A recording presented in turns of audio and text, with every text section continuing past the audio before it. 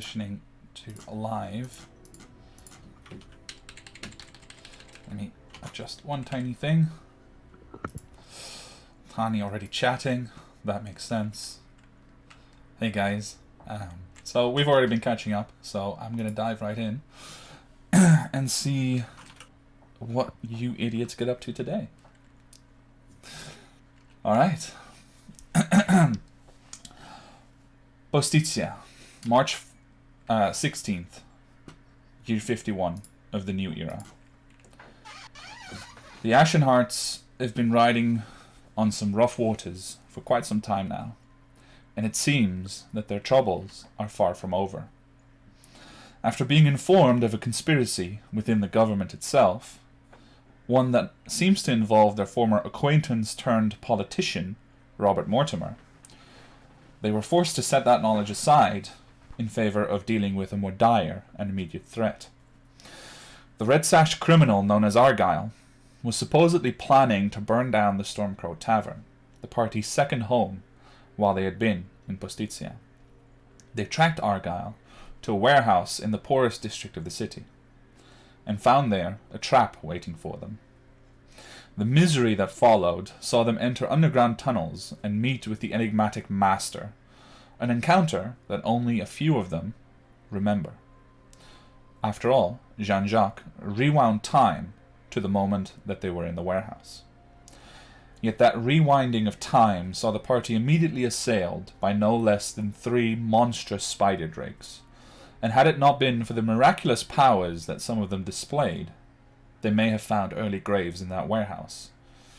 And indeed, one of them brushed more closely with death than any of the Ashenhearts seem willing to admit. We now join the Ashenhearts on the morning of the following Friday. The mood is subdued. The Stormcrow Tavern is entirely quiet, as a snowstorm started a few hours earlier. Its mighty winds grasp at the wooden walls, doors, and shutters. A cold breath is being kept away only by a roaring fire in the hearth. And outside, the streets pile up with snow, and for once, Postizia is subdued, waiting out this unexpected storm. The Ashen Hearts gather in the main hall of the tavern, the smell of warm bread and fresh meat drifting in from the kitchen. Plenty of work still awaits them, but it seems that the events of the day before hang over them like this snowstorm hangs over the city. Now you are gathered together. What do you wish to do?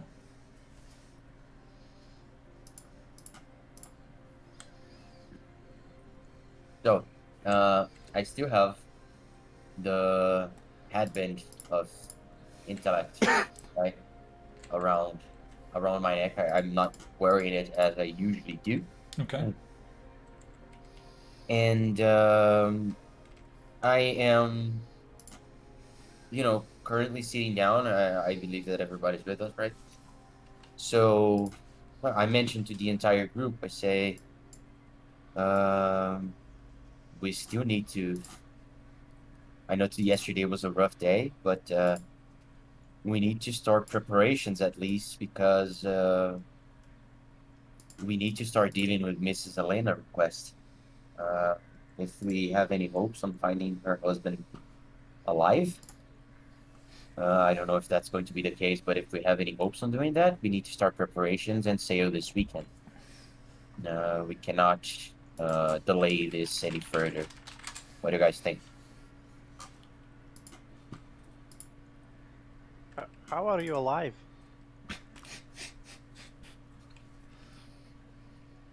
I'm alive. What do you mean? I thought I saw. What you thought you saw? I thought I saw your last breath leave your body. Well, I thought I saw yours too, but suddenly you killed 2 spider drakes. No, I wasn't. Throwing I wasn't on my hand axe. last breath. I was still breathing, I think. At least one. Yeah, in the middle of battle, when you see a comrade fall, and, I count breaths. okay, That's how I know when I kill people. yeah. Very You weird. just may be seeing things, Barnek. I was indeed seriously injured, but not dead. Not dead. I was able to recuperate. And then you suddenly stood up, and you looked a bit different. Different. Also, what do you mean by different? I don't know, something. Do you mean the icy covering? So sort of an armor? Is that what you're referring to? Oh yeah, I've never seen you having ice armor before. No, yeah, me neither. But I'm a white dragonborn. You've seen me, and I allow cold breath to go outside of my mouth a little bit. I have this, and my origins are pretty related to the cold, the ice, and the snow. So might have been an inner instinct, something to protect myself. I'm not really sure as well, but not that, guys. Come on. Is that Have you ever common seen someone? in white dragonborns? That's an excellent question. I did not grow within the question. boundaries of my homeland. Yeah. Is anyone here proficient in nature? Barnack's not proficient in nature? Well, No. that's Barnick's right. not a ranger. He just pretends to be. Yeah. Okay, then never mind. Continue. Yeah, I don't know that many white dragonborns as well. I wasn't born. I mean, I didn't grow up amongst my peers, so I'm not really sure. But of course, this is something that I wish to study and find out more about, because it's not something that happens every day, right? I'm not the main topic here. I'm okay. Yeah, Right. as long as you're okay. I'm. We just need to figure out a way to. We need to start preparing. How's the timeless going? Is the timeless ported here currently? No, right? We need to find ourselves a new ship. I can procure us a ship easily. You can? Yeah. Great. Myra, I know that you've been with us for not that long. And I just counting wanted to about be sure. 23 hours. Yeah, I just wanted to be sure that this is the way that things go with us, mostly. I'm not saying that we face spider drakes every day, but our lives are at risk every day. Is that something that you're willing to take part in? That the kind of dynamic that you're looking for in a group? Because I know Barnack said that to you already, but sleeping over it, perhaps you might have a different opinion on this. For now. We'll see how things continue. I turn to Tiny and I say, "How's Finn? Were you able to talk to him?" Yeah. He said that the tavern was never in danger, apparently. And they prepared for something, but nothing came, so everything's normal in the tavern. Which is great. Yeah, I know. Okay. Were you able to secure our belongings that we left with him? Yes. At this point, Kevin, Yeah. I try to cast message because I don't know shit. So I try. I attempt to. Okay. I don't know what I should do, but I attempt to. I focus really hard on trying to do that. Okay.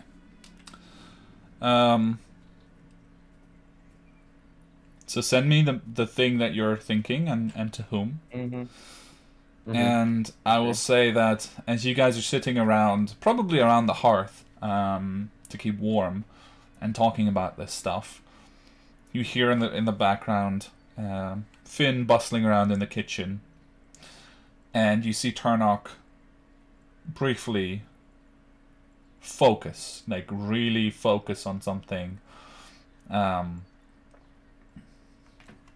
You don't know why or what, but yeah, he just suddenly stops and just Would I thinks real recognize hard. what he's doing? Since I am a person that has that cantrip. It does have verbal, Yes, somatic, and but material components. but the thing is, he doesn't even know how he's gonna do it yet. So Okay. I think no. Okay.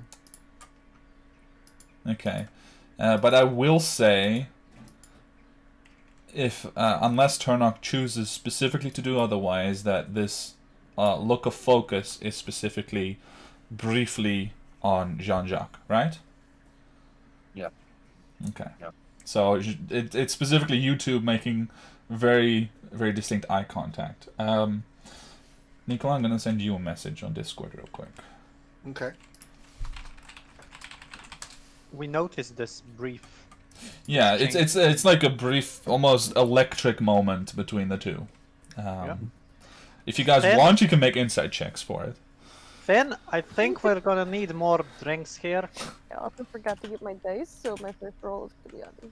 So I've done it already, and I've broken focus Yeah. when I listen to that, and I just say Barnack, early morning Barnack. I mean, I know it's. Yeah, you do you. You want to drink, you do. Right? Not gonna. No drinks for me, Finn. You just And, see one you know- dwarven head poking up out of the door to the kitchen. He goes, alright, have any drinks, and what are you having? 5 ales. Alright, coming right up. Water for me. 4. Just look at Barnack like. I you can ordered have 5 mine, ales. Yeah. You just hear like a bark of a laugh as he starts to fill up drinks, and he comes over with 5 mugs of ale and 1 mug of water, and a backup mug of water just in case Turnock decides to have that instead. And I'm guessing, just for the sake of the moment in the scene, that after I attempted that slightly dizziness, just a bit of a headache, just me not knowing exactly what I've done and if I was able to do what I was attempting to do. But yeah, go ahead, Myra. Oh, I did do the insight check on that moment and got a 26. Okay, so 26 there. Anyone else who insight checked? No. Barnack has no. He I'm just just thinks people are. Nope. Tani, how much? Oh no, I'm not gonna make an insight check. I'm just thinking, oh, they're making the face that they do when Jean-Jacques speaks to the ring. Oh, could he have a ring? And she's wondering. Okay, so Tani's Got a fascinated. Question for you, Kevin. Do we have a copy of the region map on our persons? Like, I don't think we've ever established it per se, but we do have it in our handout. So, would we have like a rougher version available to us in our belongings? It's more to represent your own knowledge of the region to begin with. Okay. You don't know every strait and every coastline exactly, but you know where the cities are, what the cities are that are there, etc. Could I have procured it yesterday during the afternoon? Because I realized, could have. I would say that would probably run you a couple of gold. Okay. Let's say 10 Couple? gold pieces for. Okay. All right. I the drinks are settled and stuff, and I pull out the map from my belongings, and I start rolling it out on the table, and I kind of motion to whoever's sitting across from me. Maybe that's Shernock, actually, kind of like towards a mug, so that he first I want him to like put it on the corners, and I say, Shernock does have a point. While yesterday was a rough day, if we dawdle too much, we're gonna probably have more of those. And I do think that Elena's husband should be our priority, or the first on our list of priorities at the very least. So good thinking there. It is also, and remind me, Kevin, the island that we need to sail is not, it's not Magni's Fist or the large island. No, underneath it's it. not displayed one on of- the map. It's much Yeah, it's a closer small because island. this map covers like hundreds of miles. This island is like maybe 20 miles away from Positia, if Yeah. that. Northwards or or westwards, or I mean because I don't remember the direction. Either way, I'll point to the island while you figure that out, and I'll say this is where the island is that we're supposed to go towards. it's like northwest. Northwest. All right. So I point to that, and then I point to Bonland. If that is where we were told by Basil that the settlement with the potential cult of Cyric is. If I No, remember. that is No? southeast towards the. There's a Southeast. mountain range that covers like the southeast portion of the island. Of the Positian. Okay. Yeah. So I point to that then, and I say, well, these are on the opposite ends of each other, in a sense. So I would propose that we sail to the island and investigate the disappearance of Elena's husband first, as you suggested, Turnock, and then we can maybe do a stop in Pacicia to inform Elena of our findings and, deal with the aftermath of that situation, and then head on over to this place that Basil told us about. The main reason why I'm suggesting another excursion quickly after is that I do believe that we've made the Red Roses proverbial shit list, and I do believe that disappearing from Pastitia for at least a little while would serve us well. We have things to do that would take us outside the city, so we could maybe disappear for a bit, gather our strength, and then return to, well, do other things. It's We also- not been the most welcoming place so far, and at this point, I just feel that the entire city is hunting us. So, yeah, we should attempt to lay low, but that's not how we do things. We're not able to lay low ever. So maybe attempting some other stuff outside of Postitia, Yeah. it's going to be more fruitful for our own well-being. Our version of laying low, not being there at all. Exactly. I will point out that yesterday I showed Barnack some information about a lead in the city as well, for something else. I was drunk. We're not proposing that we still have a lot of unattended business yet to be fulfilled in Postitia. It's just let them not see the Ashen Hearts here for a while. Let them at least remember their other priorities, which is not us.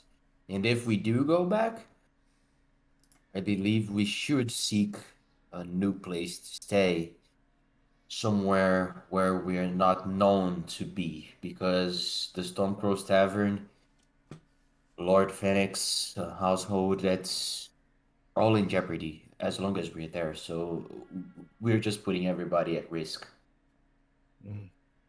Did we collect our payment from Lord Storm? Are we entitled to one? Because that I remains think we are. unclear. Because I don't. If I remember correctly, the contract did say help him find clues and protect him, which we did. We did that. Contract. We did. If And I we discovered recall, who. you guys got paid a certain amount, and there was a potential follow-up Yeah. that you All right, could so- undertake if you wished. There Yeah. was 1,000 guilders for the apprehension of the person or persons who harangued Lord Storm. We kind of did that, I guess, with Argyle and his thugs. Although, if I were Lord Storm, I would argue that we'd have to go for the big guy in order to fulfill that, but depends on whether he would want to do that or not. And 2,000 guilders for the production of proof that any plots against Lord Storm or any member of his honorable household have been stifled. Well, we did provide proof of that when we killed all of those people that attacked his household, I guess. But that would depend on the opinion of Lord Storm, I guess. well-written contract, this one. Well, I'd still say we should go check it out, Oh. see if we get money. Yep, of course. I can go to the docks and try to procure us a ship. I mean, yeah, you're correct, but at this point, and I look outside the windows if possible, and the storm. Yeah, noise out the is window getting- is really just a sheet of white Yeah. falling. Yeah, Uh, yeah, Can yeah, I yeah. send you a So message on Discord? I think that we still. I think that we have some time to ourselves. We still need to. I don't know if you do. You are some hard-skinned people, but I think we should take under consideration the fortune, perhaps, that the weather has given us to rest for a little longer. We haven't had 2 days of rest since when? So I'm not suggesting that we don't do anything for the day, but just enjoy the snowstorm from within the comfort of our where's my English today? Of our place. Oh yeah, Of where we are. This comfort. Myra? Yeah, but we attempt to lay a bit lower today, and maybe later, when the storm's already settled, we go outside, and Barnack, I'll gladly accompany you if needed towards the docks or to Lord Phoenix. Okay. Okay. Myra, you said you gave me information yesterday. Is that... Yes. Do you mean about what you need to do here? I mean, it was more of a freelancer's business to do it, and I no longer am with my old group, so. Yeah. Though, if you're all afraid of staying here, I have a place we could stay. It's pretty small and cramped, but Well, if I were the Scarlet Rose or any of his petals or this spider, I would be keeping an eye on us. So even if we tried to move places now, I don't think that would be super effective. So I mean, look outside and go. I mean, with the storm, it would help cover our tracks in leaving. potentially, but I personally don't feel afraid to stay here for the time being. I think that in the midterm or short term, it's a good idea for us to disappear for a while, let them focus on their other concerns, and then return. But if y'all want to find a different place to stay for the night, I'm perfectly happy to do so. Oh, you were talking I about believe for the night. We can just stay here for the night. I believe that here today, at least. Here's fine. I mean, they know we're here. We know they're out there, and we know that they know we're here. So, and they have attempted against our lives places such as this before, and it did not go that well. So I don't think that they'll try to make a move today. Yeah. And I hope that I'm right. Yeah, I cast a glance towards the bar where the battle axe, I think, was it, or the great axe was there's a hanging. great axe, yeah. And I just take a glance at that and then at them, and I believe that Finn's bravado is probably a little bit more than just bartender talk. So probably safer here than somewhere on our own. So I as we came to that conclusion, I stand up and I say I'm going to go back to my room, and well, we don't have that many places to go, so you know where to find me. I just need to tend to a few things on my own at this moment. But Myra, I'm glad that you're okay. Yesterday was a rough one, and I'm glad that you're okay today. And as for all of you, just let's attempt to not get into any trouble, but today, at least. And as I'm standing up, and I'm guessing that I have to go upstairs, right, to my dorm or something. I just give a quick look at Jean-Jacques, a glance, maybe, just in hopes that he got the message that I was trying to send him. He And- immediately hears a message in his head that says, "I'll see you soon." No. Okay. There's And- nothing happens on my end. I use the sorcery point to do a subtle spell. Okay. Okay. And I go. All right. So Tarnok gets up and heads upstairs. The heavy footfalls fading away as he finds his way to his room, leaving the four of you by the fire.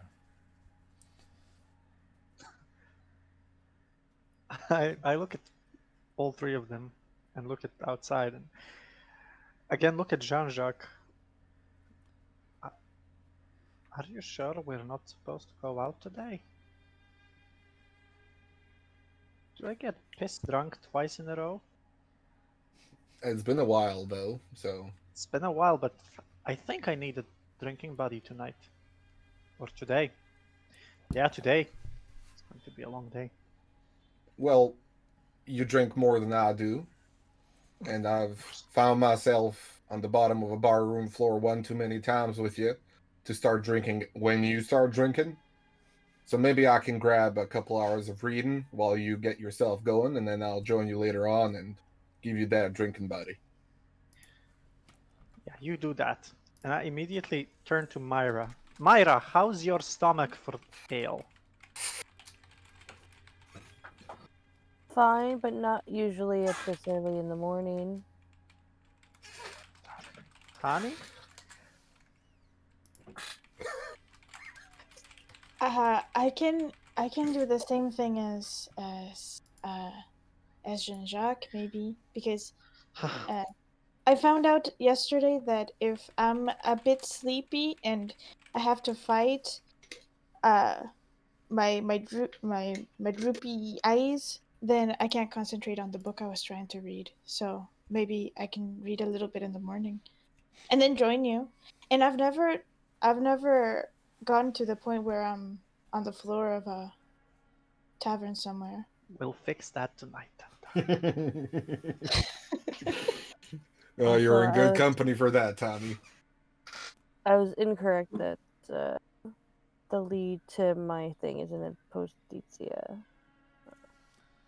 Somewhere else, but Where is it?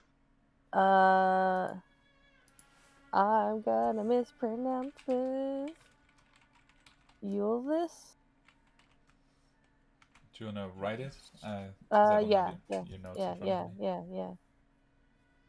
I'll just send it to you a message again. Ulthus? Yes, Ulthus. Yes. Yes, Okay. Or just the kingdom then. in the Well, capital. Oh, okay. I was like, well, it's a pretty. Wait, didn't we do have to keep our promise though to Kor. Don't forget that, guys. Prast is in Ulthus, so. Yeah. I'm gonna get up, not finish my ale. I'll say, maybe you can take care of that, Barnack, and I'll see y'all in a few hours. Yeah. Leaving me to drink alone. Same story every I'll day. sit here with you, but I'm not gonna drink right now. That's okay. Thank you, Myra. Please, some company. Even Tani's reading. Jean-Jacques, you have a bad influence on my friends. I'm gonna pull out my book. I just, As as I I'm see walking that, away, I just flip look him the hard. bird. I just look heartbroken while you like take out another book. I'll stay close-ish, but I'll stand up whenever there's an exercise that I gotta practice and stuff like that. But I'll stay down there where they are. Okay. Okay, so to take inventory, because I was also writing messages on Discord, we now have 3 people near the fire, 2 of which are reading, 1 of which is trying to drink himself into an early grave. No. One which is drinking steadily to Mhm. make sure that Tani drinks herself into early grave by the nightfall. Okay. That's his new mission. Okay. So, and Jean-Jacques is heading upstairs, if I understood. Yes, towards Sternock's room. All right, so you can head upstairs easily enough.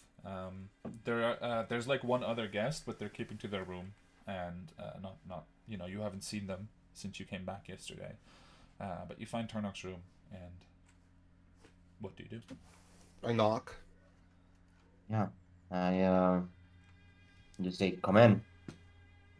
And yeah, Jean-Jacques finds it's two tops three candles lit at this moment. The room's a bit dark. Turnock's sitting, legs crossed, posture straight up on his bed. And I just turn to him. Eyes not closed, but not closed, but not necessarily, wide open. Just a calm environment in there. It's weirdly silent. You can only hear the storm, I'm guessing, and just say, "Take a seat, if you may." And yeah, I do. point him towards. Okay. I turn to him and I say, "Jean-Jacques, I don't believe you were lying yesterday at any point when you explained things to the others, but I'd like to know why you were holding the truth with yourself. Because some of the information I do believe that you didn't mention. And as I do that, I just reach for a pocket and I take out the vial, the health potion vial that I've given Myra earlier. And I say, "You were downstairs with me," and just let's pretend that this, just for the sake of interpretation, that this is a health potion vial. "You were downstairs with me. You were down the hatch with me. And you know that we've given this to this one folk that was in a cocoon.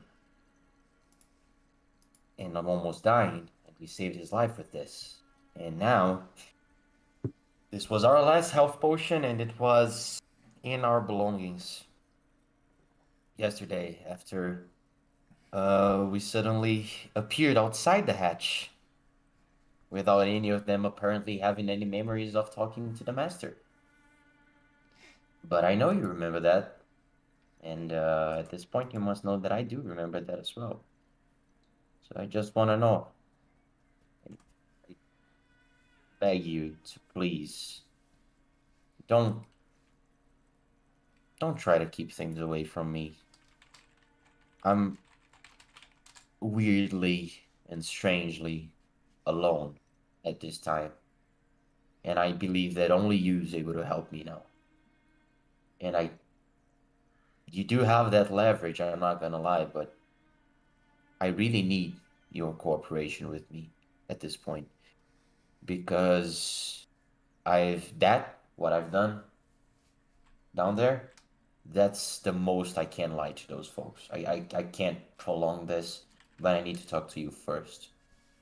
You mentioned you met a patron along the way when you were being dragged to that, let's call it, mysterious place, because I don't know where you met the master. But who was that? What happened? How did you turn back time? Did you do that? Is that what happened?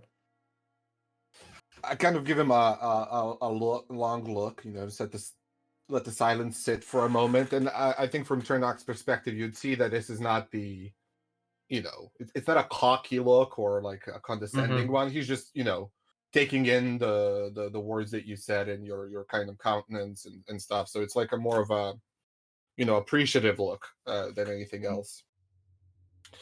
And I say, well, I gotta say, you surprised me there a little. I thought I'd have to wring that truth out of you about what you told the others downstairs, because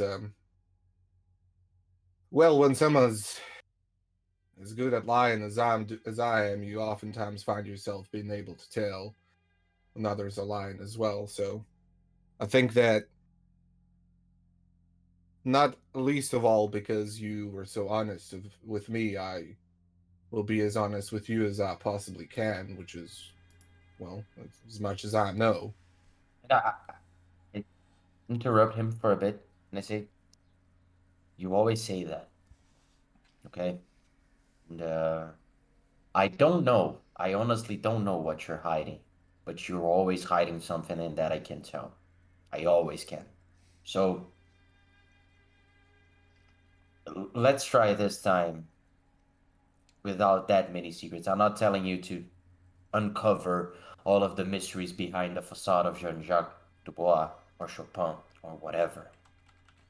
I just want to know what happened." Peace, friend. I know. All I was saying is that I will talk from my point of understanding. That is simply what I wanted to say. Well, on my journey through that empty void filled with stars, I think. I'm not sure.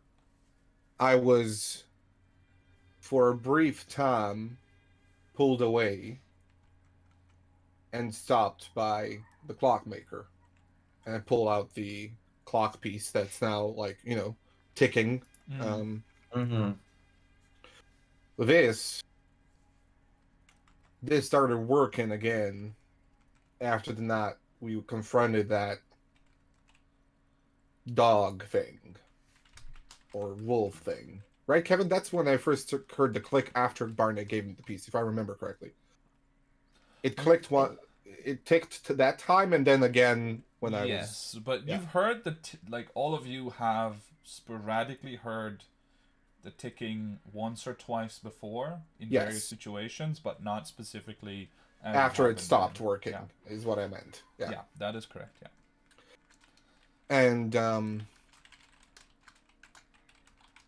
as she pulled me away, or they pulled me away, they showed me how to operate the timepiece in a certain way, shape, and form.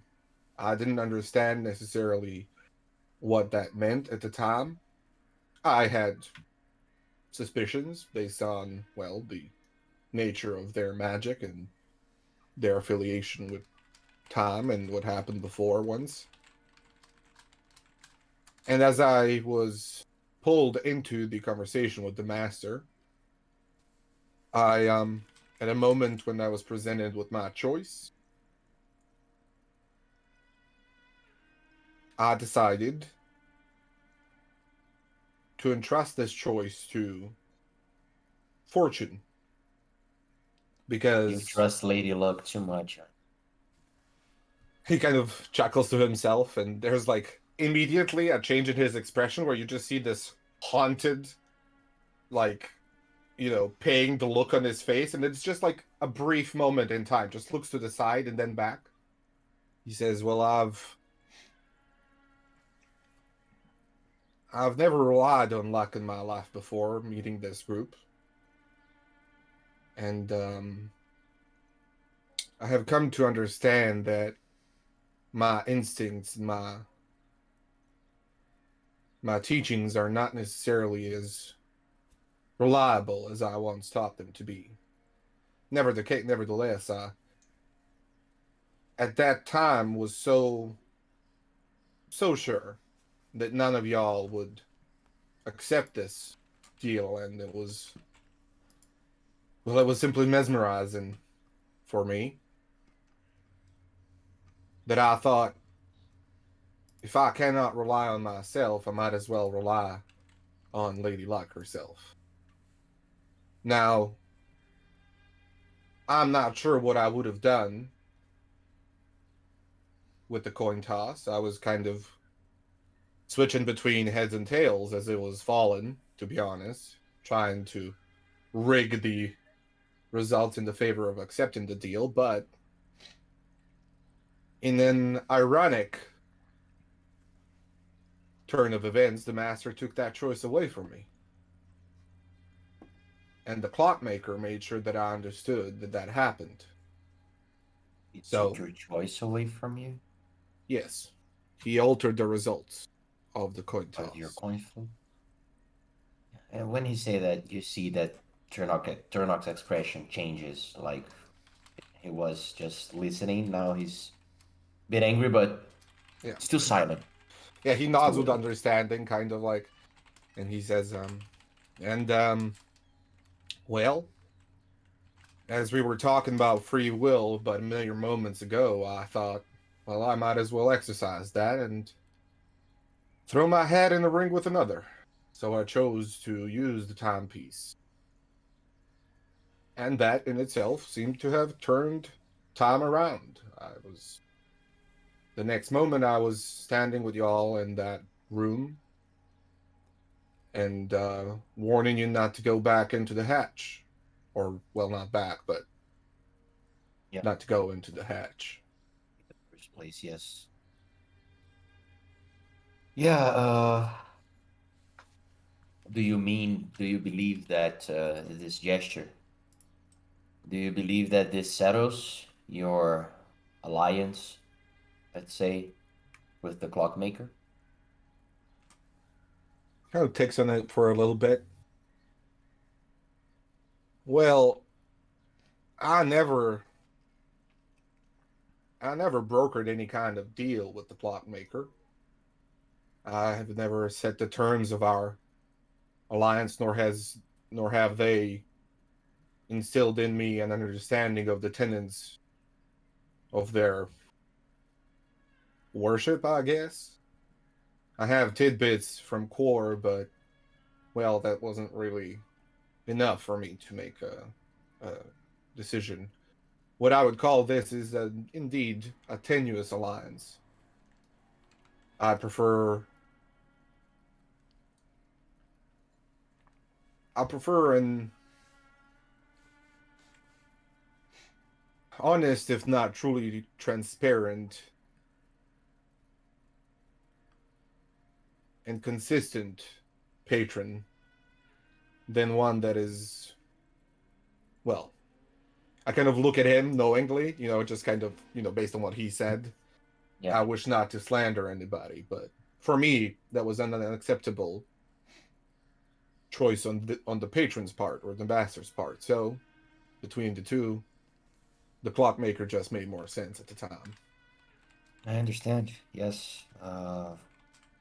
Faced with that decision and well, considering that you had an indication, I trust your guts that Bekor was manipulating the results of your coin toss. You might have made the correct decision for yourself, as I did the right decision, I believe, for myself. And as I say that, I take out the headband of intellect. I stand up, I grab a candle, I sit a bit closer to Jean-Jacques, and I point to him. The marking on my neck. I just show him. I don't know what this is, but you intend on saying something, Kevin? Yeah, I'm sorry. I was just gonna say I have sent you a message on Discord. Oh, Bruno. me. I Um, apologize. and also, just to describe it briefly for Jean-Jacques, because, and actually, yeah. So Jean-Jacques, as you look upon this, you don't see the strange otherworldly shape that Turnok has so far been able to see in his mirror, or in the bowl of water in this case. You see pure nothing. There's literally a blank spot of reality that's just missing there, and it hurts you to look at.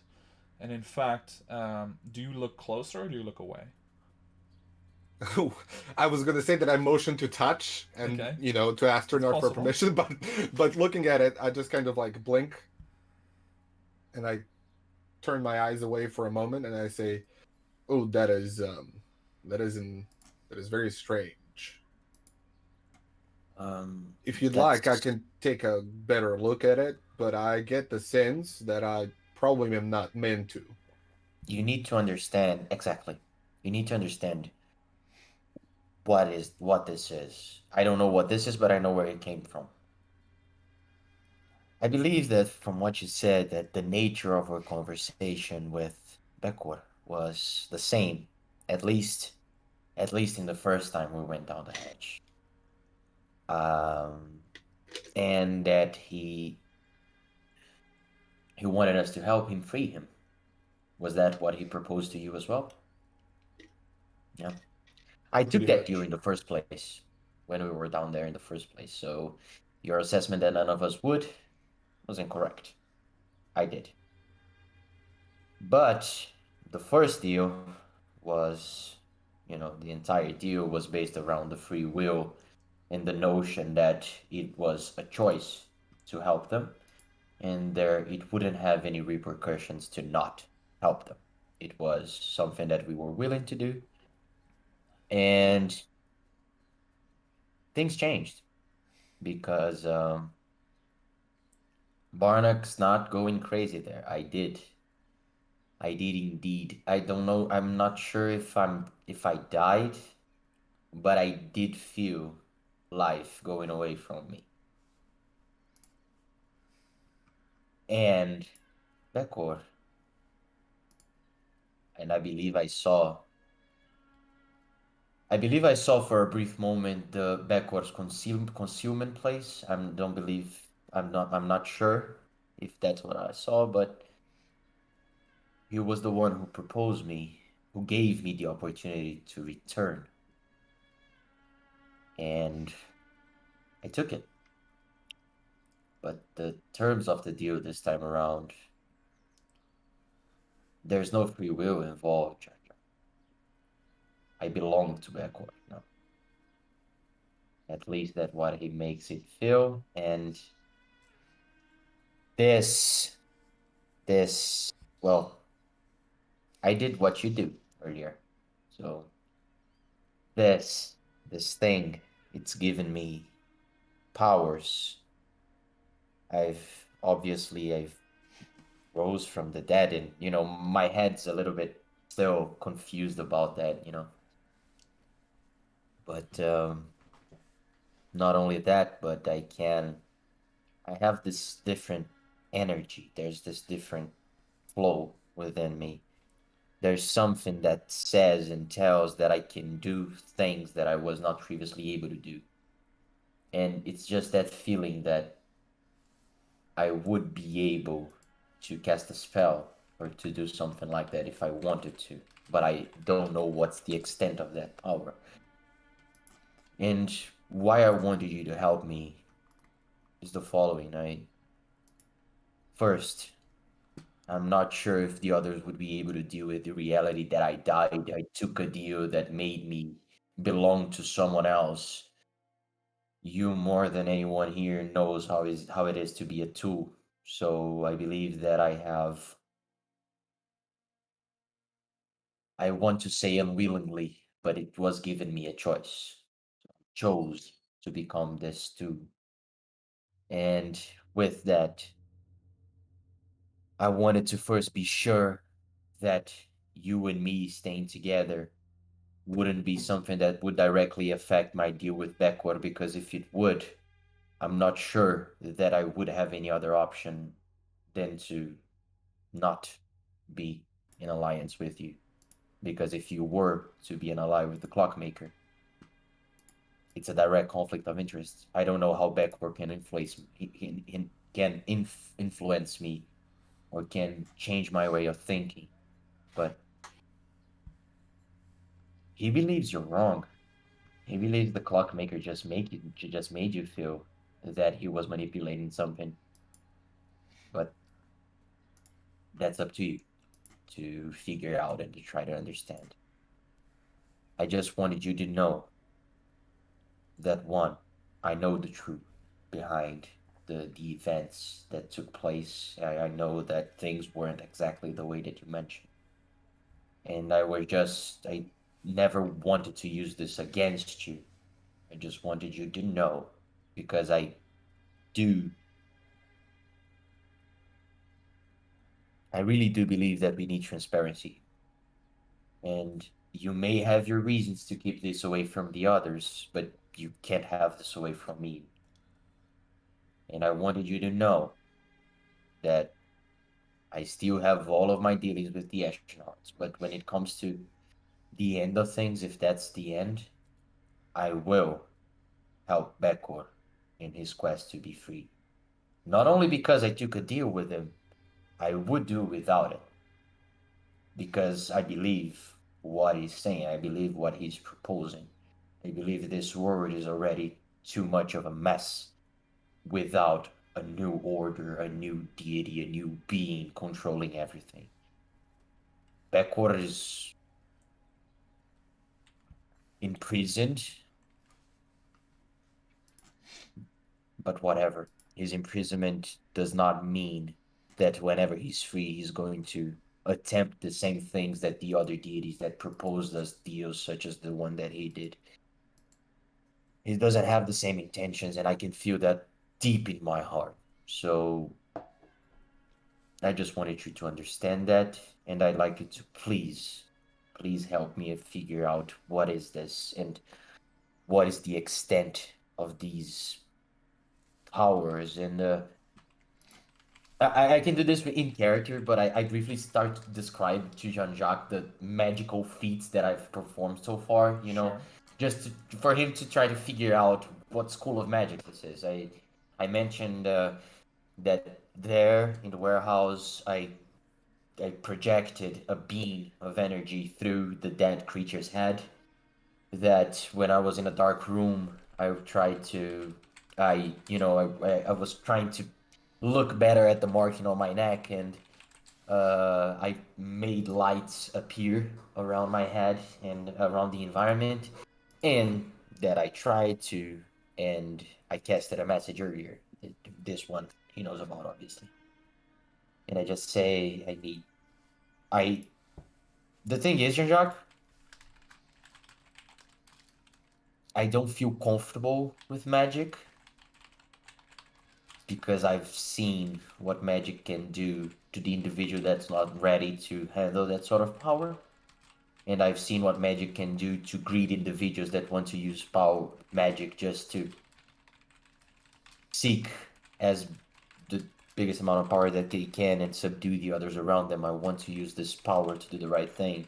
And I wanted your help to figure out how and what to do. And I know there's been a lot. I know. And I am going to clarify the situation with the others. I am. And I promise you that. I just wanted to talk to you first, Jean-Jacques. I'm alone right now. This may not make any sense to you, but I've never been more alone than I am right now. And I cannot think of anyone else to help me but you. Thank you. Thank you for telling me. I think that I understand you better than any of the others might, perhaps even better than you might anticipate. I've been alone for almost 50 years now. So I understand You where see you're my coming expression change because Jean-Jacques doesn't look 50, right?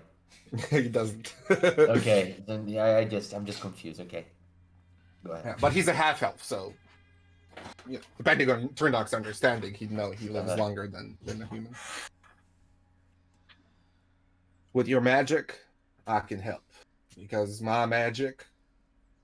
Before I do, Kevin, would I need to roll something to understand that he's more of exhibiting more of like a warlock type of power? Like I immediately recognize it as not being a wizard-like power because he's not handling a spell book or anything. Yeah, so it's not a wizard's power or your own. Yeah. But it's not like warlocks are a dime a dozen. So it's not that you necessarily can go like, oh, you're a warlock now. It's more, and that's not even the certainty yet. Yes, of course. So it's more like you can identify the spells. So, for example, the dancing lights is pretty easy because you know it. Yeah. The But other one to you can me, it call sounds more like a sorcerer's type of magic, where it's coming from within, and there's this connection to the magical. maybe, yeah, You know. or something All right. clerical, maybe even. Yeah. Yeah. Yeah. All right. And also, I casted message, right? And this is off topic, of course, but I casted. I attempted to, and I could. Yeah. And that's not a warlock's thing, just off Yeah. topic. So to elaborate on that, Jean-Jacques will say, my magic comes from my ancestry, and it comes from within. I didn't learn magic the way that a wizard does. I didn't learn from spell books, nor am I having to prepare my spells every day like a wizard would with components and everything. My magic is instinctive. And it sounds to me that it's similar, what you have. I have ways of teaching you, exercises that you can do, meditative experiences that will bring you closer to that center, and I will teach you those if you want it, because I do believe that you need teaching. But I knew that you wanted to contact me, but no message came through. I just And felt That that is you correct. wanted to see me. So there's a way for you to, ways for you to go, but the magics that you described to me, they are what most magicians, how should I put this? You don't know magical theory. Most magicians use those as a second nature thing. Like it's as if you wanted to reach for a cup of water. That's how natural that becomes over time, and with more use, you become more comfortable with them. And I believe that we can come up with a set of exercises that will expedite that process, considering that we are both, well, magicians at this point. and you see Turnock's face like as a grin, like it is weird that this feeling is weird for him. He doesn't like magic at all, so it's and I turn to Jean-Jacques and I say, I'm glad. First of all, thank you. I would definitely appreciate your help, and not only that, but I can seek guidance on that myself if you point to me. I know that you've learned magic from. You didn't learn it, right? It is second nature, but there must be books, there must be knowledge on this. There must be. I need to find out more about this, and if you could point me out to somewhere that I could find that knowledge, that would be great as well. I need to study this. This is how I've done with everything all my life. I've want to know it, I study it, I learn it, and I master it. That's how I do.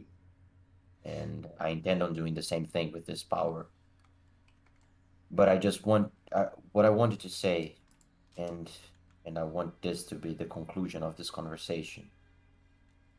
You've been acting this whole time for us and for your own means. You're still a two for whatever your end goal is, which is not clear to any of us at this point. And I'm not wishing you to tell me that. I just want you to know that from this point onwards, my behavior will be the same. I have an end goal now that I cannot escape from it.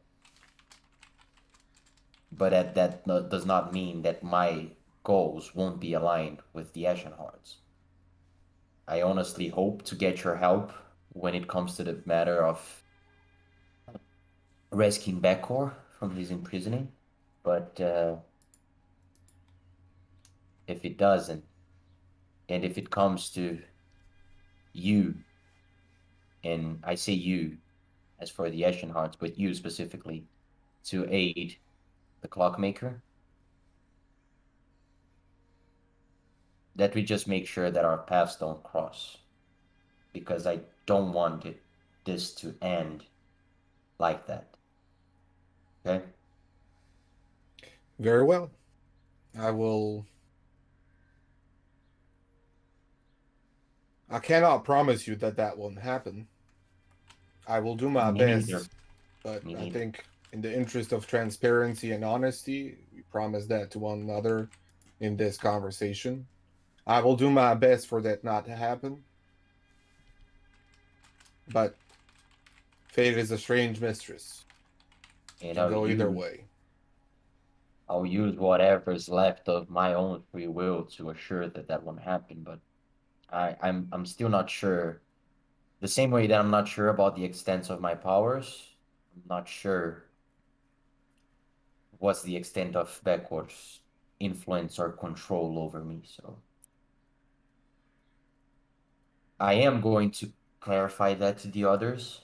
I just ask you to please give me some time to at least be certain of what's going on with me before the others know exactly what's going on as well. Okay? Of course. I will keep your secret for as long as you need me to. Yeah, if you want to, feel free to go. I'll join you guys. I do need a drink as well, so I'll join you guys in a few. I just need to think a little bit Very about what well. we just talked. All right. We will start our lessons on the morrow then. Yes, sir. This one part about the magic, this one part I'm telling them. Okay? Yeah, it will make Because things this easier. a lot. So yeah. Yeah. All right. See you later, Jean-Jacques. Yeah. So I stand up and I move to go, and I put my hand on the door handle, and I just stand there for a minute, and without turning around, I start speaking, and I say,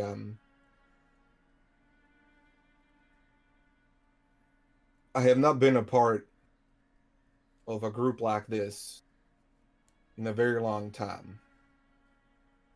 30 years ago, I was on a long mission down in Freehold, and I had met a group of adventurers whose goals aligned with mine at the time. We spent many months together working towards that goal, and during that time, I revealed unto them the extent and the nature of my plans. I made friends. I fell in love. It was the best time of my life. But the hand is long and it has many fingers. And that was taken away from me as a reminder of who I am and who I belong to. And I leave.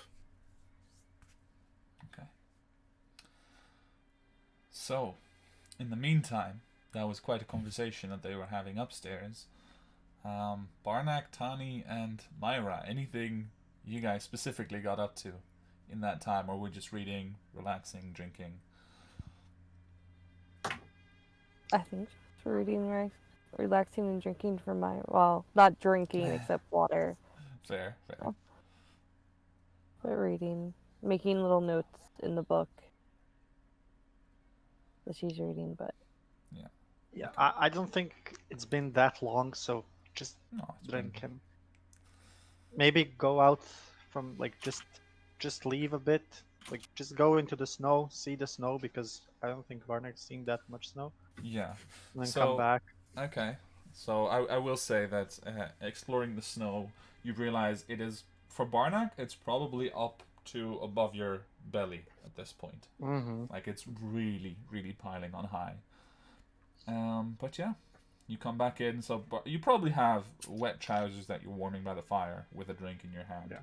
when Jean-Jacques comes back downstairs. And yeah, you guys have the day. So what is the next thing that you really want to attempt or do? It can be a few hours later. It can be the next day as well if you want to move How's on. the storm going? The storm's going strong. It is piling on. Yeah, so I'll go downstairs. Okay. And How much later after Jean-Jacques leaves? An hour or so. Okay. Not. I just wanted the mood to be already set. Okay. I got to them, you know. Okay. They were already drinking, maybe talking other things, Yeah. and I just go down, and I join them, and I you know I have the headband on the way that I usually wear it. Okay, Okay. I don't have anything covering the thing anymore. Okay. So I just go down. I'm guessing that at this point there's talking and laughing and stuff like that. People might be a bit dizzy at this point. Well, Just I know Barnack is drinking, but he can handle his liquor. Tani, how are you doing? In between your reading? I don't stay sitting down. I pace around. I might sit down in a corner by the fire and then stand up and start pacing again. And if there's any practices in the book, I do the stretching routines and other Okay. things. I'll But I'm say. not drinking. Okay. I'll say. So no drinking yet. I'll say that throughout this, also Finn is there as well, and he's probably like walking with you and chatting quietly, and probably doing the exercises with you because there's no one there. No patrons have come in. No one can get through the streets. So really, you guys have the Stormcrow Tavern to yourselves. As you come downstairs and you see this, kind of going on, Finn and Tani walking around, Barnack drinking, and maybe, occasionally trying to encourage Tani to have a drink as well, or Myra, or Jean-Jacques. And the rest is reading or relaxing in this snowstorm that seems to have locked everyone into wherever they were staying. so as I'm going down and I see that the mood is not exactly what I was expecting to find when I was going down. Well, I try myself to make the mood the way that I wanted it to be, and I just I go to Baranek, and that small hug from behind, holding both when someone's sitting down, you press on both shoulders, and you're like, "You doing well there, buddy?" And I just tap on his bald head, a few times. How you handling your liquor? You staying good already? Or will I be able to catch up to you? I'll just raise my mug. Yeah. You'll never No, catch you. up to me, but you can drink with me. No, you have yours. I'm going to grab one for myself as well. Tani, and I point to her. Your one is in. Let's have a drink, please. And I'm also starving, I look up from the so book. Huh? yeah, Is it yeah, time already?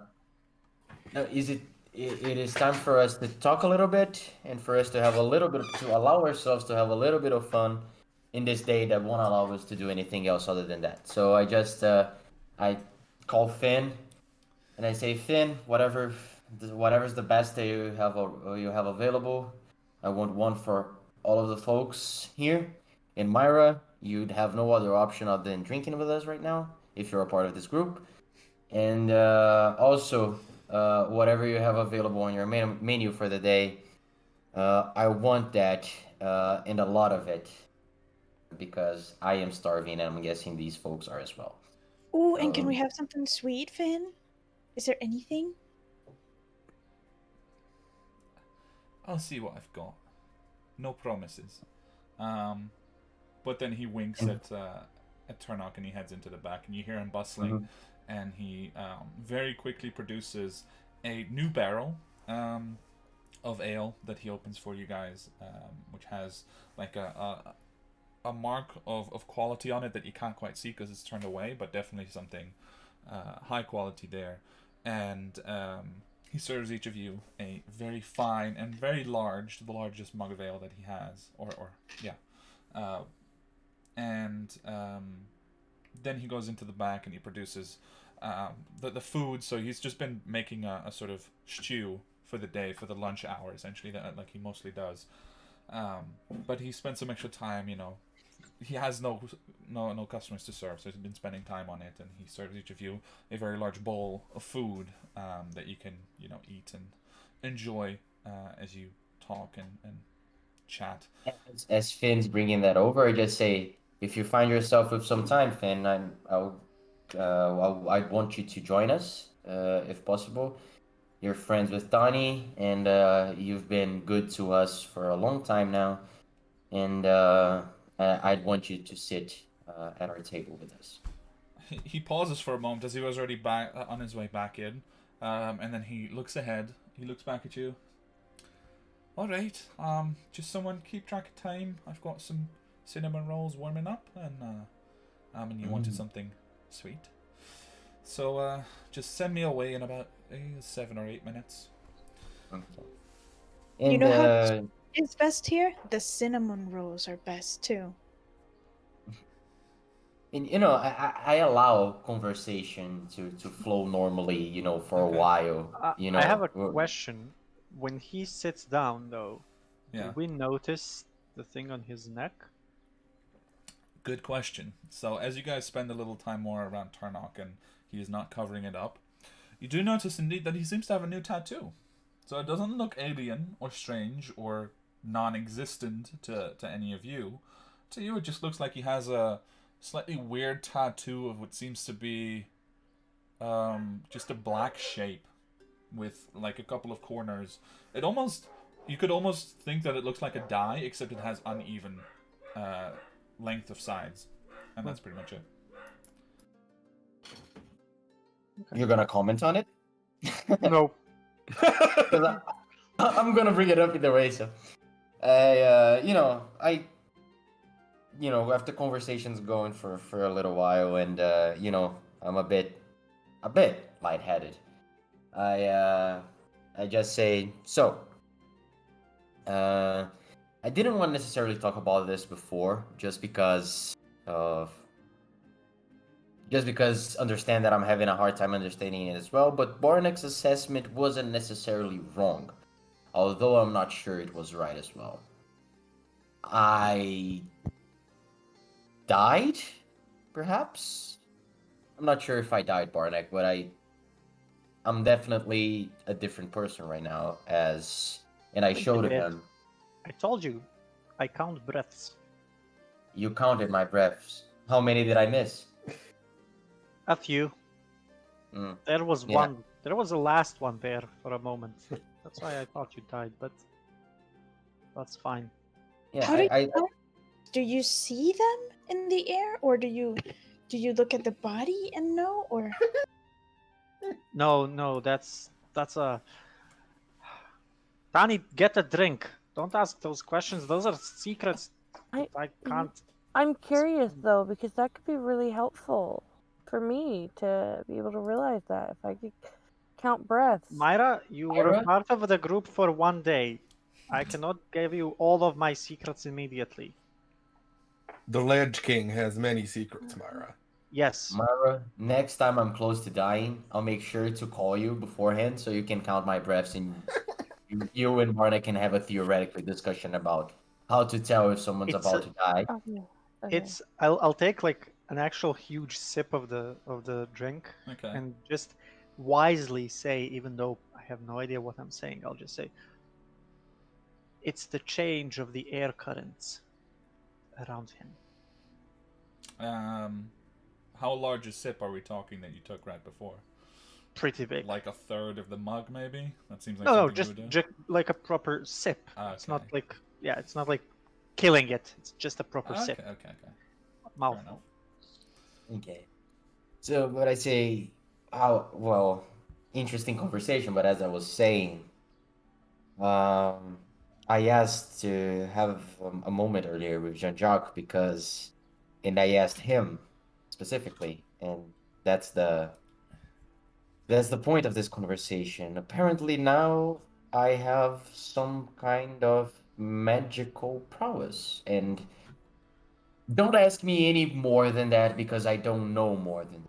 Okay, I think I was able to withstand the blows from the spider drake because of this magical energy that suddenly started flowing through me. And I'm able to do some things, but I don't know what exactly I'm able to do. So, yeah, I don't think I died, but I think almost dying awoke in me some sort of magical power or magical energy that, with some luck and with the help of my good friend Jean-Jacques, and I look at Jean-Jacques, and for the first time in a long while, I genuinely smile to Jean-Jacques.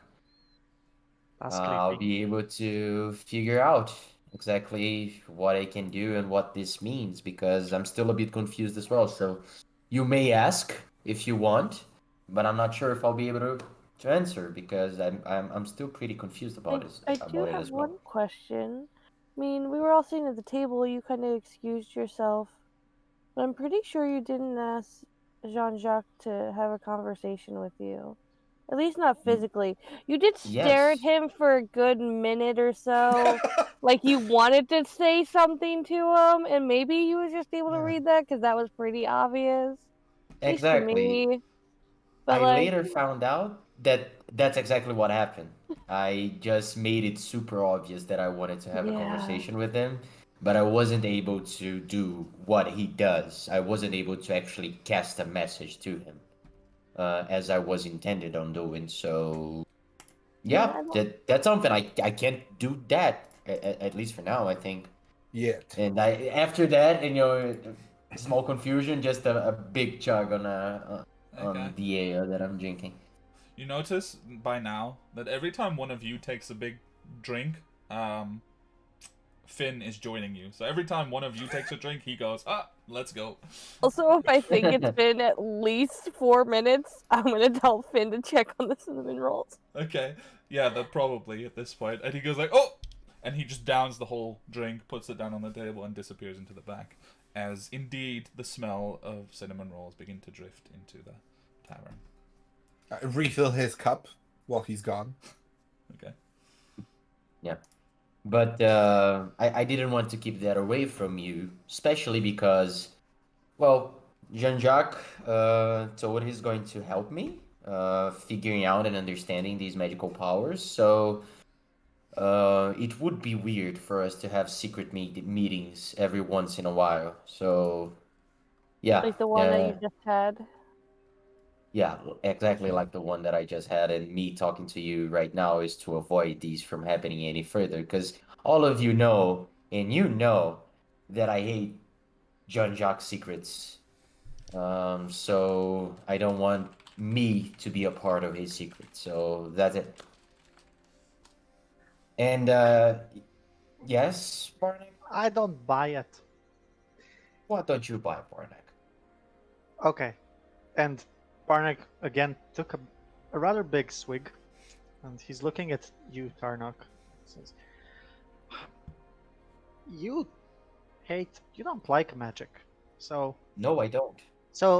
you having magic is a lame excuse to see Jean-Jacques in private, and you smiling at him right now. It's okay. It's okay. Lies are not necessary Insight here. both Jean-Jacques and Turnock. Okay, roll first Jean-Jacques, then Turnock. So I I'm will going- I will pretend that I am caught off guard by this, and that this is kind of like super awkward for me because Barnick's figured it out. Okay. So I'm gonna do a deception check roll instead deception. of 15. Okay. 20 unnatural Ah, for damn it. Jean-Jacques and 23 on Just a second. I'll also roll Inception. Insight roll on- Inception, yeah. Inception on Jean-Jacques. Okay. Unagi. Insight Okay. 20. Darn God it! damn. I want to fail this one. All right. So I would say that both for Barnack and I mean you can choose to fail. You know, you can for narrative purpose you can just say like I don't succeed and believe him. But if you succeed on reading Jean-Jacques at least, you understand that he is trying to play along, but actually he's too amused to fully commit. And the implication of what Barnack just said is definitely untrue on Jean-Jacques' part. I and say, Turnock seems earnest as usual. yeah, I say, you know what? I don't know if I can do this on command, and I've had a few drinks already, but I am going to stand up and I'm going to pick an empty mug, and I say, Finn, yeah, I've got this covered. Okay, I'll pay for this mug later. The door opens actually, and Finn comes out, and he's wearing a nice pink apron and carrying a tray of cinnamon rolls, which he places before all of you as he looks over. I'm sorry, what are you doing? You see. Just slight destruction of not major property. Can you aim whatever you're doing at the fireplace? Yes, I can. That seems like a better idea. And I grab a cinnamon roll, and with the cinnamon roll on hand, I take a bite on it, and I imagine this is hot AF. How did I do that? Just fresh baked cinnamon rolls, and I'm eating it. But it's Pure pain. it's your scales plus the drink in your veins. Just like it keeps you from realizing it, and you take the bite, and then you realize that it's hot as fuck, and it burns both your mouth and your hands. Yeah. So I put the cinnamon roll aside, and I concentrate. I raise my hand. I concentrate, and I try to do the same thing that I did on the creature's head, but in the fireplace. And I focus, I concentrate, and I try to do it. Okay. Roll an Arcana check.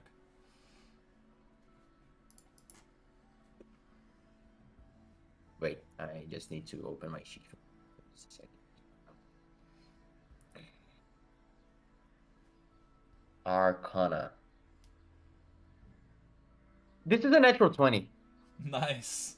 So yeah, as you focus into the fireplace, each of you watches as this dark purple black energy crackles literally out of his hand, the way that you've seen firebolts appear from Jean-Jacques, and just straight into the fireplace. The whole fire kind of roars up for a moment before, calming down again.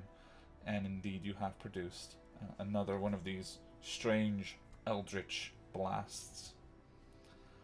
After doing so, I just take another huge sip on the drink. Okay. And I say, "What about that? You were not expecting that, were you?"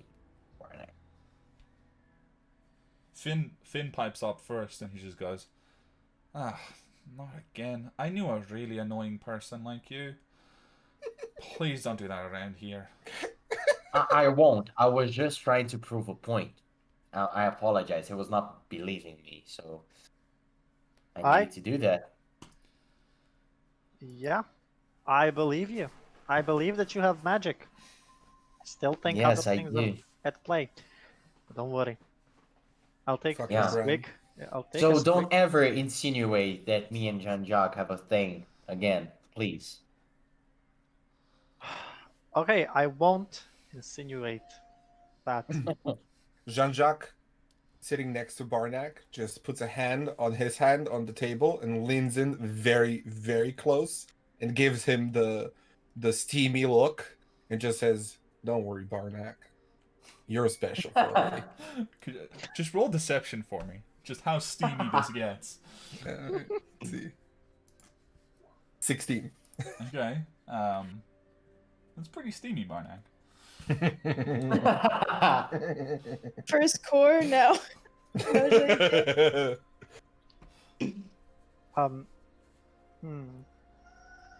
Do I know? Nah, I wouldn't know that.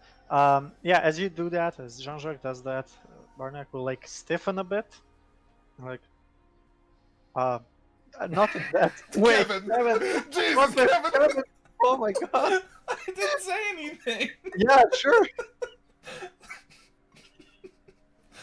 You're such a bastard! Yeah, yeah. I So said he nothing. will have a pretty serious look on his face for a moment. He'll like take Jean-Jacques' hand away a bit away from him, and he's like, "JJ, not in public."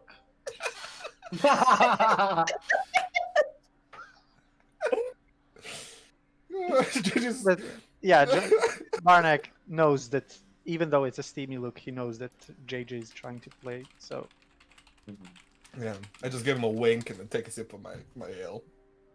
So I sit down again and I just say, and this was good too, you know. First of all, now I know that I have some sort of control and I can do things on command, not necessarily whenever I need them. Like it happened earlier because I explained to everybody, knowing that they didn't see that, but I was able to make some lights appear when I was in the dark trying to see something.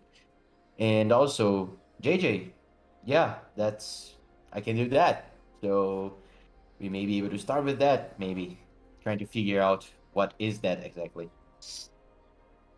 Yep. We will start with the lights. They're the most benevolent way of practicing. You Yes, kind of look sir. towards the fireplace like we don't want that happening every time.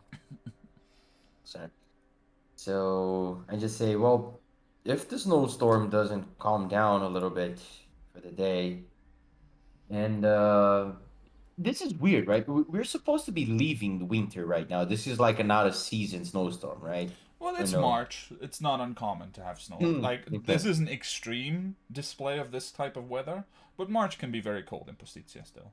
It's Okay. no, for you you're kind of probably used to this sort of weather because you come from further north. So, Yes. yeah. Uh-huh. I just say we can venture ourselves in snow and try to, well, procure a ship or settle whatever we may need to settle before sailing. But I believe that the day, what was the last time that we had a pleasant day? So I think we should just raise a toast to the Ashen Hearts, have a little bit of fun today, and tomorrow we see how it goes. Sounds very good to The me. Ashen Hearts. Yeah, I'll drink to that. The Ashen Hearts. And at that moment, I just down the whole drink. Nice. Rani, your training begins right now as well. Training. Yes, training. You mean magic or drinking? Do I look like a magical guy to you? No, drinking. Finn, get us some bad ale. He just sighs, chuckles, gets up, and he just grabs the whole barrel. Like it's quite a small one, so it's not insane that he's carrying it, but he still picks it up easily, brings it over to the table. He's like, "There's no one around here anyway," Yeah. and he just starts tapping that keg like right by the table and filling up your drinks I'm gonna go grab myself a drink too. as you're going. So you have 2 mugs of bad ale this time, which is murky and not so Honey? pleasant. Drink up. What do you mean by bad ale, though? And I stare at it. Try it. You'll know. It's just the taste. Bad means good when it comes to ale. Okay, and I'll take a drink. I'll match her and down my ale as well, completely. Okay. Okay. First one you can manage. It's not tasty. In fact, you wish you probably hadn't drunk it, but it goes down. It is a very, very stark contrast to the ale that you had previously. Ah, isn't it good, Tani? See? It works if you But make you said that it kind was of face. It works. How is it good if it's bad? It'll get you drunk faster. It's basically poison, Tani. I'm actually not sure. You have that energy around you. That what's it called? Ki, chi, qui. Kimchi? Qui. I forgot. Quiche. But so This is Finn does that interjecting. does that help you with drinking? Discord I don't message, think guys. so. And yeah, I'll just keep drinking away. Kevin, though, one question. Since I have a sailor background, it says that I can procure a ship for free. Is that still possible or Yeah, not? no, absolutely. You've sailed these waters for a good 25 years before this, so Yeah. you have contacts with captains and all that sort of thing. Okay, perfect. So yeah, I'll turn to Tarnok and say, yeah, Tarnok, I'll get a ship for us tomorrow. Today, just drink. Also, now that we're drunk, we should actually count our money to know how much we have. It doesn't You work. don't know how much money we have. You're the one counting it. I never count it. I just put it in the place and I never take it out. As everyone's drinking, I'll just look over to Jean-Jacques for like a good 30 seconds and then quickly go back to my book. I turn to Myra as Barnack suggested that we count our money. I say, I don't know how good were the freelancer that you used to travel, but this may baffle you. Take the money out, Barnack. Just a moment. Do I notice Myra looking at Jean-Jacques like that? I was gonna ask the same thing. Yeah. Make perception checks, each of you. It's not that she's hiding, but just, in this context, you guys are drinking, having a good time. 12. I was about to say 12 is the DC, so. 24. Ah, yes! Alright. So yeah, both of you do notice Myra's look, as it were. And you Tarnok mentioned that you tried to message Jean-Jacques, right? Yes, I tried. Yeah. Yeah. So I turned to Myra and said, are you trying to do the same thing now? Can we all do that? I'll just turn to Jean-Jacques and stare at you while thinking of something that no one should ever say out loud. Okay. I'm trying to cast a message. Okay, so you get a very intense look. Do you want to act it out or describe it? Yeah, there's just complete intense look, and after like a few seconds of it, the eye just goes. Just gonna look at him. I'm gonna say, you're thinking about Middleburg, aren't you? It's probably a place where something Barnack and him did bad I in the have past. just successfully cast a message. No, it wasn't a message. I think I just zoned out for a second. You're a wizard, Barnack. I'm a wizard. I'm a what? And as Barnack marvels at that, I just lean towards Myra and ask, would you like a word in private as well? Oh, no, I think I just zoned out. It's fine. All right. Yep. Okay. Probably should have a word at some point. And I pointedly look towards her shoulder. But I'd make an effort so that she's the only person that can see. So I kind of angle myself in such a way where she's the only one that sees where my eyes go. Okay, so you make a bit of a fuss, the whole having a distraction so that nobody looks at your eyes, and then you give Myra that look. Can I roll my shoulder slightly and lean back and Okay. gonna take a sip of my drink? It moves surprisingly freely, by the way, just for your information. But it's not like you feel any sort of impairment whatsoever. It just moves like your normal shoulder always has. I as we drink, I turn towards Finn. Is he still with us at the table? Yeah, he's just sitting quietly, almost like a kindly grandfather, except he doesn't have the grandfatherly look. And just drinking the good ale and snickering at various conversations happening around the table. Yeah. So I do that cowboy salon thing where I lean back on my chair, one hand over it, put my hands up, my feet up on a nearby chair, and I look at him and I say, "Now, Mr. Finn, I want to hear a story about that battle axe over there. Come on, you know all about us. You should regale us with a tale of your past." Roll a persuasion check. All right. I'll offer him another drink and say, these stories are for these kinds of things. 17. Okay, one I'm moment. trying to help him. Come on, Finn, you're good at stories.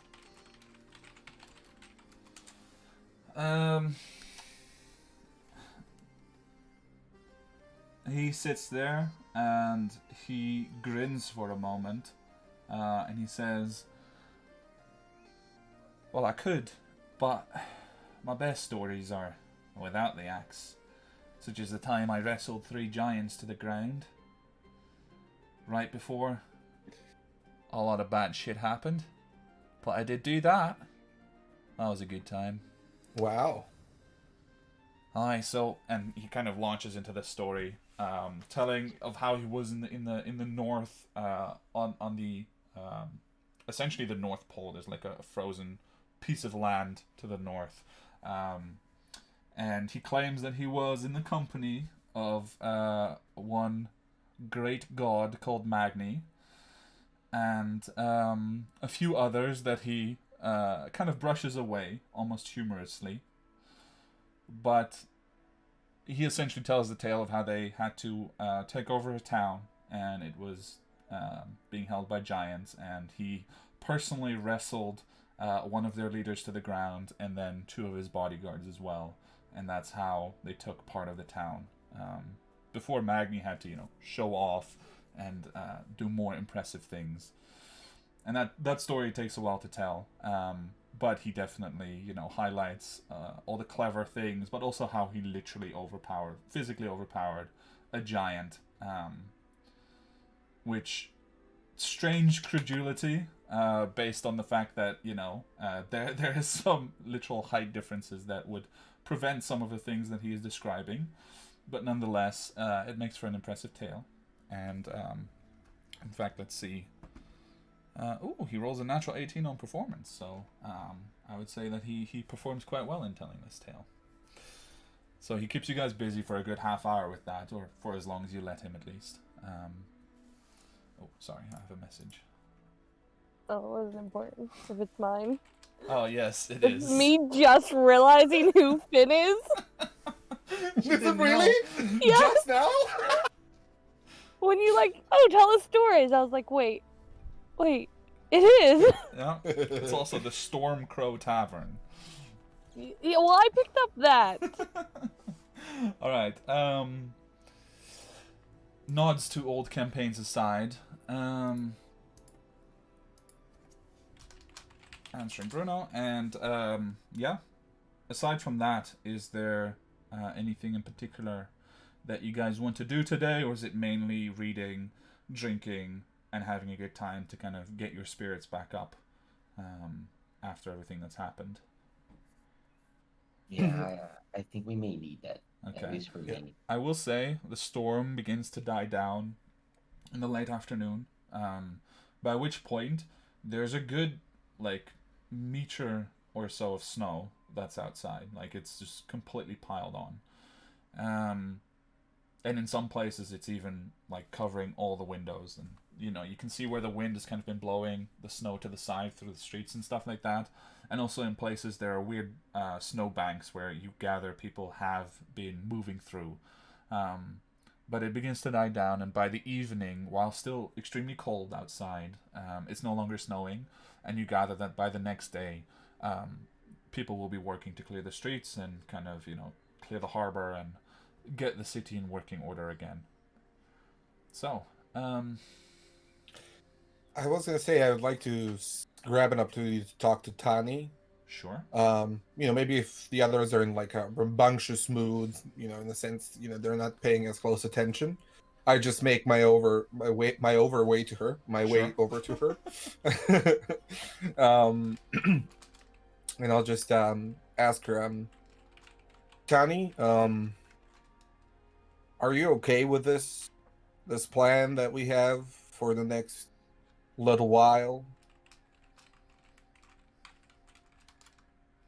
About Basil and going to this place? Yeah. The Solarian, was it? Solarian? Solidariat? Or no, Solidariat's No, the island, right? Well, Oh, yeah. yeah. Yeah. Maybe, if we explore this cult, maybe they'll know about my ex cult. Maybe I'll get some dates there. I don't know, but yeah, I like the idea of forgetting a little bit, getting away from the city for a while. Yeah. Okay. I can understand that. I just wanted to make sure, you're the one with the most stake, I'd say, in staying in Pastitia, so I just wanted to double check. And I Yeah, wanted you that's a to. good idea. Okay. I just wanted you to know that if it is within my power, I will help you in whatever way I can to get to the bottom of this. And I kind of want to talk with Miss Gold too, because she knows. She helped me forget, I think, from what Finn said. And a shame she isn't here, but we'll catch her. Well, not catch her, but we'll find her. We'll talk to her if we see her here. All right. Good talk. Okay. All right. So barring that, there's one whisper outstanding that I'm.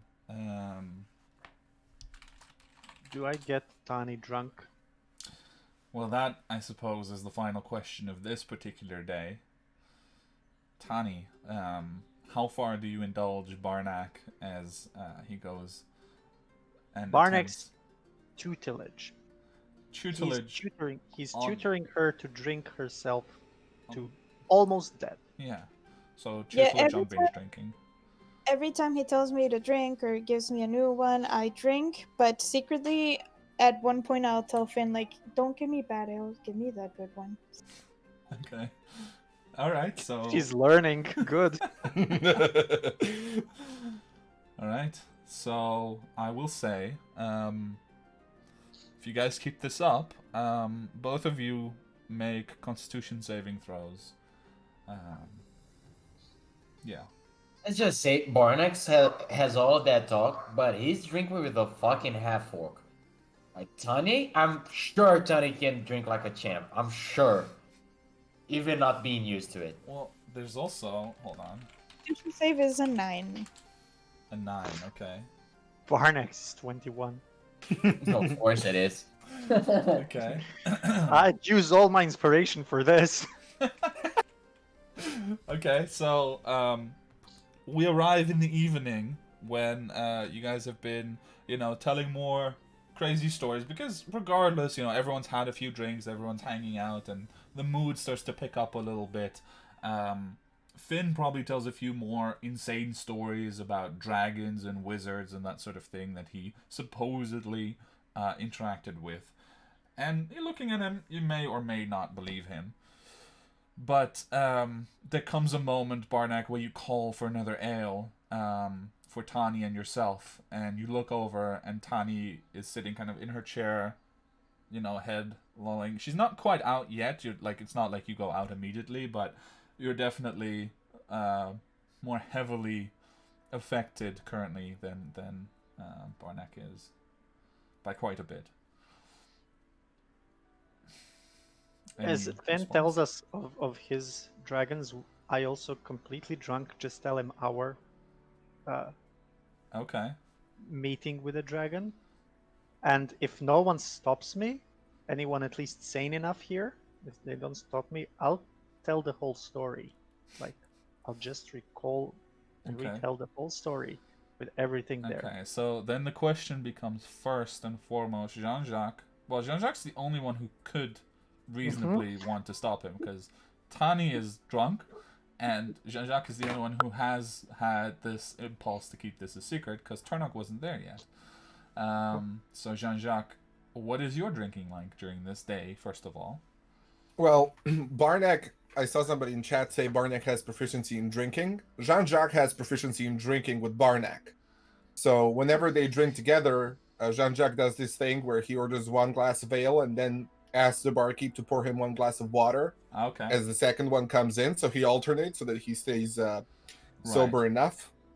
But for the sake of well, I was going to say, if you've been drinking but you're not wasted like Barnack is, make an insight check. So essentially to see whether you catch on in time what the story is that he's telling, and to realize whether he's telling everything. No, I wasn't gonna stop him anyway, but this also makes sense. So Okay. I rolled a 4. Okay, so as Barnak begins to tell this story, I mean, the dragon and everything, that's fine. You've told that story yourself. But then you get a little distracted, just thinking, about that encounter and maybe wondering what happened with the elven wizard that you resurrected and freed. And before long, you realize you're about to correct Barnak on a little tidbit in the story, and you're like, shit, he's told the whole thing already.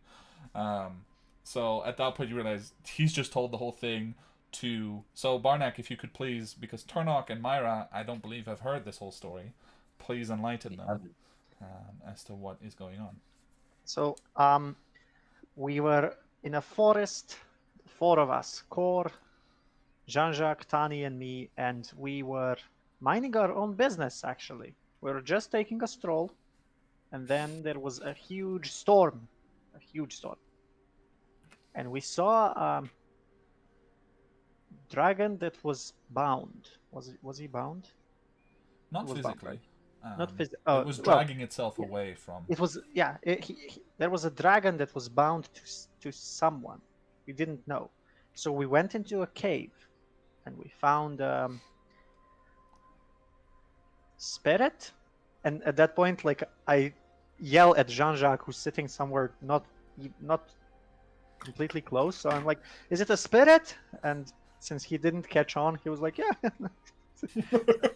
Yeah, so we saw a spirit, and we resurrected the spirit with a weird ritual where we all said our goodbyes. I don't actually know how it works, Finn. I have no idea. So we resurrected the spirit, and the spirit was very powerful. She stopped the rain. Like, she completely stopped the rain. The weather changed. And the dragon was afraid of her? I don't know. I just remember that we resurrected a freaking elf spirit. And she... You resurrect an elf spirit that Yes, stopped an the angry, weather. an And angry... Jean-Jacques not Yes. minding this conversation right now. Jean-Jacques. Yeah, Yep. she was racist, by the way. She was racist to everyone was apart racist? from me. Oh, Remember wait, that Barnak she was looked at telling you. us- She was looking at you like you were weird. And remember, she brought down this meteor Huh. that we still have. Right, she brought down a meteor. Part What of a the fuck meteor did you fell do, down. Barnak? I What? just looked to Turnok in complete, utter disbelievement of this whole group. Disappointment. And I'm drunk, by the way, Kevin. Okay, I'm not Sure. completely sober at this moment. If this was sober Turnock, he would have attitude at Jean-Jacques perhaps for keeping that away. But he's just like an elven lady who stopped the weather, and not any weather, a storm that was happening. Sort of. And she was weird towards Jean-Jacques. Was that what you said, right, Barnak? She was racist to everyone apart from me because I'm also well, they say that dwarves are, of course, higher race of beings. Okay. Not tall, Okay. just high. Okay, yeah. Shut up. What? Jean-Jacques, who's that lady? You can do this. Come on. Jean-Jacques just looks at Barnak like, this is what he does. He just goes like, well, this Elwyn woman turned out to be like an archmage of the fallen kingdom of elves, and apparently is very ancient, very dangerous, very powerful, and also very, very fucking racist. It's actually quite bad. Very much alive now as well. Yeah, we didn't know that was going to happen at the time. It was a valuable lesson in messing with ancient elven ruins, but our whole journey kind of started with messing with ancient elven ruins, and it was kind of thematic, and we wanted to find out what was the deal with the whole thing. But she turned out to be an absolute fucking... He kind of starts to say something, and he's like, "That's rude, even for her." He says like, "An absolute fucking bastard." That's the first unwritten law of the military rankings. Don't fuck up with Elven Ruins. That you see them, you walk away from them immediately. Yeah. Well, in But our that's- defense, the dragon told us that the prize for stumbling upon him and not killing us was freeing him, and to free him, we had to free her. And Right. And That is you- true. yeah, the price was actually our was to lives. free him. Oh, the prize was. My goodness. And Yeah. Also, and I'm Tarnok, that's guessing actually that not we are true. also something we should add to the list because we're Oh, no. definitely No, dealing no, with no, no, that no, at no, a- no, no. no. We don't. We're not Nope. dealing with that. No. Nope. She brought a meteor, Tarnok, from the sky. We're not Yeah, dealing no. with that. No. She's on her end of the world. Doing her Bygones be stuff. bygones. Yep. Just leave We her do alone. understand. she might you do recognize us and remember that we freed her, maybe. understand. You know, at this point, Turnok just he doesn't even know anymore what's going on because it's so insane. And he just says, "That's how many things have we chose to deal with to this point? Like it's not a. How many deities are we going to piss off? I don't even know anymore. I just I recline on against the wall and I'm just there because I just don't even know. Just say, Jean-Jacques, give that lady away, please. I Oh. don't want it. Trust me, I don't want to have anything to do with her ever again. Tarnok, to answer your Yes. question, probably all of them at one point. You asked how many deities we're going to do Piss something off. bad with? Yes. Probably all of them. Just We're heads gonna up, go- please don't fuck with my deity, because No, I no, we will never have do to it defend it. intentionally. We never do What's it your intentionally. deity? Did you ever tell us? I did Mm. not. I'll Oh. pull out my holy symbol, which is the pathway and sunset for Lathander. Yeah, I get closer than what I was intending to get close in the first place You to can have a look at it. See I'm that just it's staring at it. it's worn and has age marks and is all scratched up and slightly chipped even. I see. And how's your and I don't know you that well, I apologize, but I'm taking you for a religious person, let's say, let's put it like that. How does your deity, and I look at it and I don't touch it because I'm scared of that kind of thing. And I just how okay is it or them with this, well, we are a plural group of some sorts, aren't we? And we don't necessarily believe in them. How does she feel about it? Or it? Or them? I mean, he hasn't taken taken away my powers for you guys not believing in him as long as Oh, it's him. I do. Um, Okay. Nice deity then. I'm okay with it. Just because of that. I mean, Does your deity have a ship? a ship. Yes. Does your god have a ship? I know where this is going. I think he's a chariot, actually. Jean-Jacques, you're the clever, the most, the brain. At least when That's I'm drunk. wrong. Would a chariot beat a ship in a race? I Well, can answer that one. That In one's not water. hard. Oh, then definitely the ship. You just hear Tony giggling. in water, I'd probably wager not, but I'm assuming that Lathander's chariot could possibly be propelled by not, traditional horses, so he'd probably move through water fine. But then again, Magni does have a, what was it? It's a huge ship.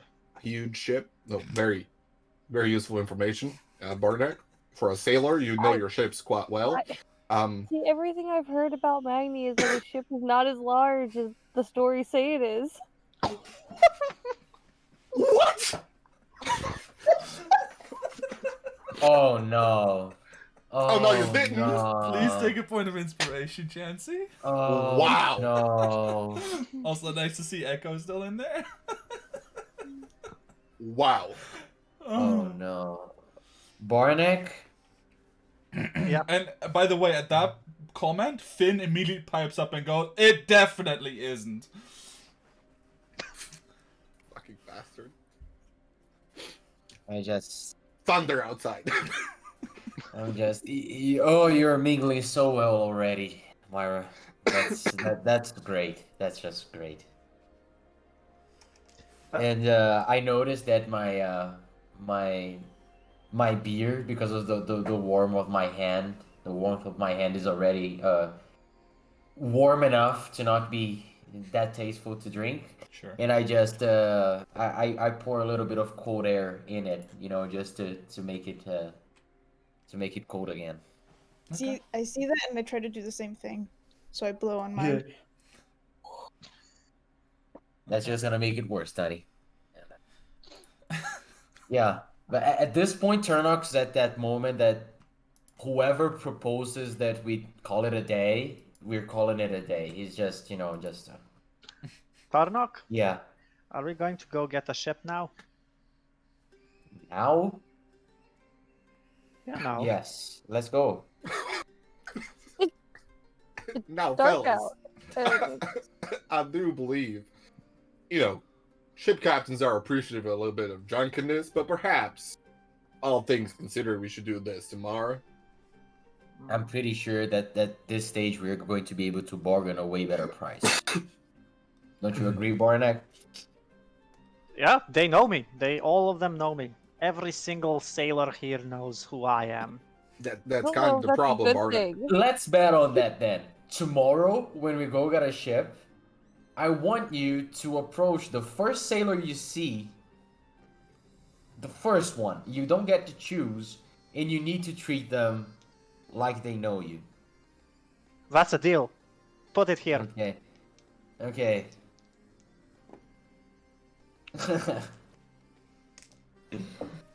Okay. So. Oh yeah. So this all started from checking if Tani or Barnak were passing out. Yeah. And since you did indicate you were drinking until the end, Tani, you haven't passed out yet, so you kind of come to during this conversation, laughing mostly about things that you catch, I guess. But you can choose to continue, so it's up to you. If you do choose to continue drinking, please make another Constitution saving throw, each of you. Oh yeah. And anyone else who... I would say Turnock, if you continue drinking past this point, you may also make a Constitution saving throw. No, I'm not, So, like, as you watch them... only enough. Yeah, as you watch them in their state, you go like, maybe it's time for a drink of water. That's your wisdom at work, You're, like, just barely conscious of the fact that you need to be a bit careful. At this point, I'm like, I have the headband of intellect around my finger, just doing this with it, just spinning it around, Okay. So, what are your saving throws? 8. I misclicked twice. 12. 8 and 12, okay. So, as the evening continues, and maybe you guys discuss and argue more about whether you should go and impress some ship captains out on the docks, and whether you would or would not drown in the harbor by breaking through the ice or not. You then decide to continue, and before long, I would say probably around 9 in the evening or so, both Barnak and Tani look worn as hell. Tani is probably like actually on the verge of passing out at this point. Barnak just is very sluggish and very slow, and you're getting to that point where you don't really necessarily want to drink anymore. Kind of one of those thresholds, and if you push on, maybe you can still manage again. But now at this point, definitely getting very tight. JJ pops up and says, "Now it's time for the Watch Hold special. Are y'all ready?" And I grab 2 shots of whiskey from Finn. I bring them over to Dale's and I drop them in, and I say, "This is also known as the Kraken. So whichever one of you two ends up surviving is the better drinker. At this point, Finn actually kind of leans up from his chair a little bit. And he burps. And he goes, "Aye, get me one too then." I'm just gonna like go around to like Finn, Bardic, and Tani, and just like, you guys got this, because I've been nursing the same drink the whole day. Like one And drink. I'm gonna give Emboldening Bond to Tani and Finn, because it's not like magic, so they can get a D4 on a roll once per turn. Wow. Okay. I see. I Okay. see. Okay. All right. I will. Yeah. No. There's no question. I'll take the glass. Well, may the best dwarf stay awake. And I'll take the glass. I'm Oriana. Technically, I'm a dwarf too, because I'm your sister. I Exactly. approach Jean-Jacques and I What she say, said. Oriana. "You're gonna carry Barnack tomorrow." So, I know. mugs clink and drinks go down. Go ahead and make your Constitution saving throws. Add a D4 for Tani and Finn. I will use my inspiration if I failed it. I don't care about that anymore. This is about being a dwarf. I won't use my inspiration. It's 21. Okay. Wow. Each of them manages to stay upright, drinking, and in fact, the whiskey perks them up a little bit. Although Finn wasn't actually quite as as the other two to begin with, but Tani and Barnack both get a little bit of a kick and sit up, still like absolutely wasted. Kids, don't do this at home. But you are still upright and able to continue drinking. So, Simon, thank you for the gifted sub. Yeah, you can still go on. So, do you continue to abuse your livers in this fashion for the rest of the evening? We'll say that there's one more check before you either whether you come to your room at least upright or whether you sleep in the tavern until morning, like in the main hall. So go ahead and make your final Constitution saving throw if you continue drinking. I'll continue drinking, and Okay. while I do, I'll just say, now it's time for politics. And I will continue drinking until I pass out, because I hate politics. So I drop the bomb about politics for JJ to talk about, and then I'll pass out. I don't need to make a check. I'll pass out.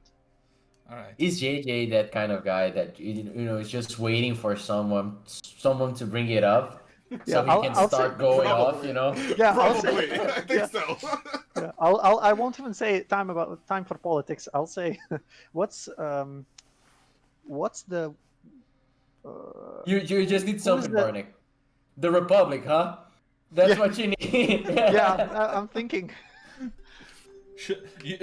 I think Barnack probably knows that the words "shouldn't we just be a kingdom" would be enough to get this conversation going. Yeah. So I'll just take that drink. Look at JJ. I'll remember what he did with how he tried to seduce me, and I'll just say, this would all be easier if we were all just a kingdom again. Yeah, and JJ goes into an epic rant about why kingdoms are less than a republic and how our republic is the best form of government imaginable. All right. Probably for an hour. Turnock usually doesn't engage in this sort of conversation just because, conflict of interest in his own matter. But, he throws some in there, that kind of guy, yeah, you have a point, but, this and this and that. Just a bit of a reminder of the order and all of the things that he, basically spent his entire adulthood listening to, and all of the arguments pro monarchy. Okay, for the interesting. day, so. So, first question, Tani, did you roll your Constitution save already? Oh, Or I haven't. did you stop drinking? That's also an option. No. Oh, done one more. Okay, you have inspiration, specifically from Simon. He said inspiration for Tani You to drink. So Still get the +4. Yeah. and you have a plus. Yeah, you have a D4 to. During this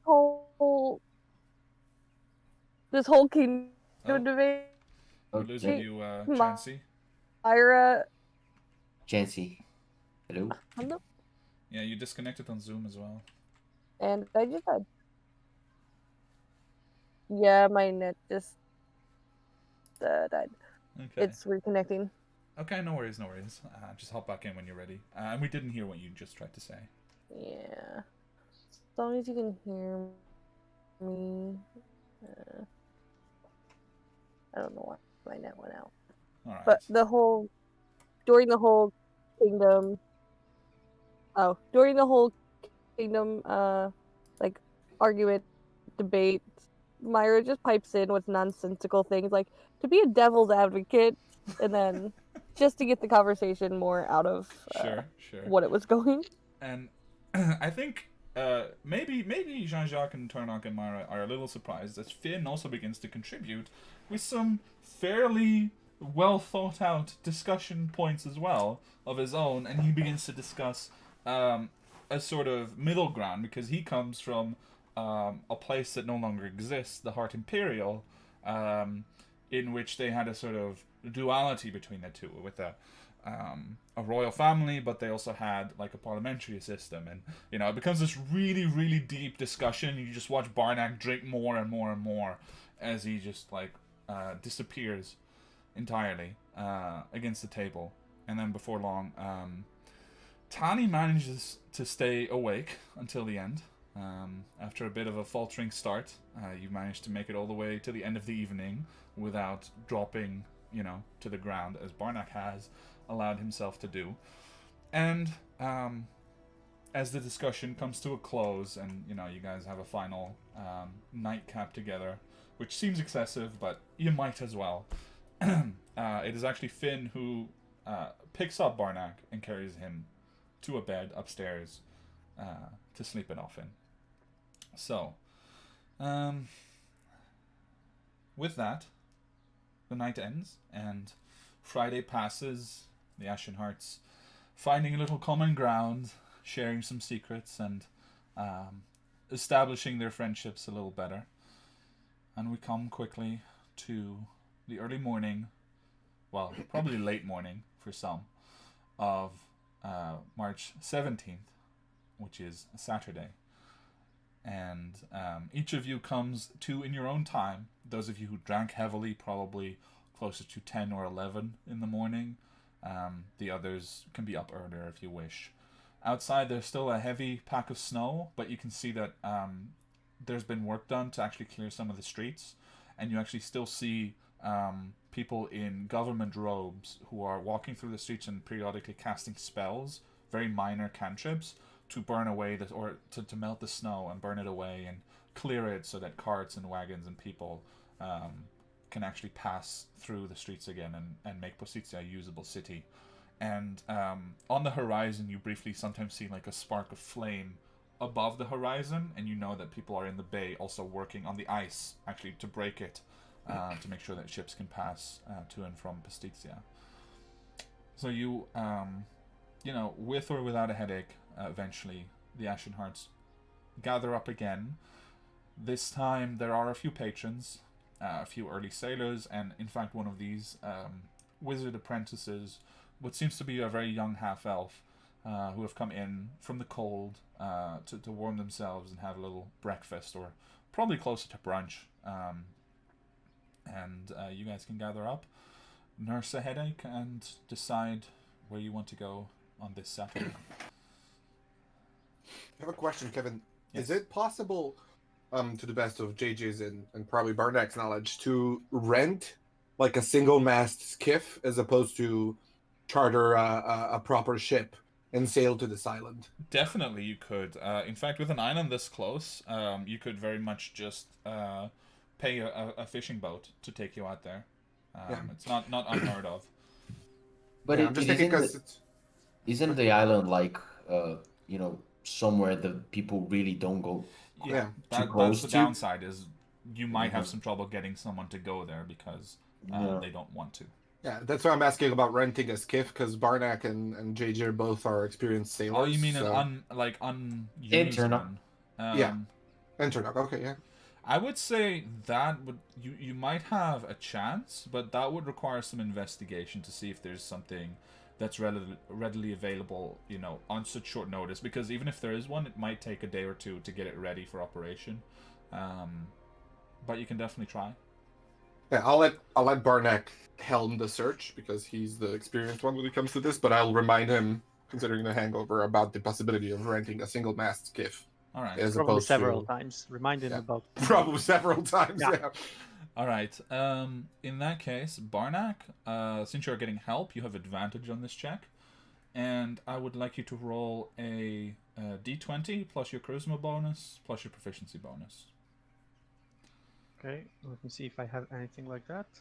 Yeah, usually it'd be persuasion or deception if you're proficient in one of those, but I Nope. thought that you Yeah. weren't.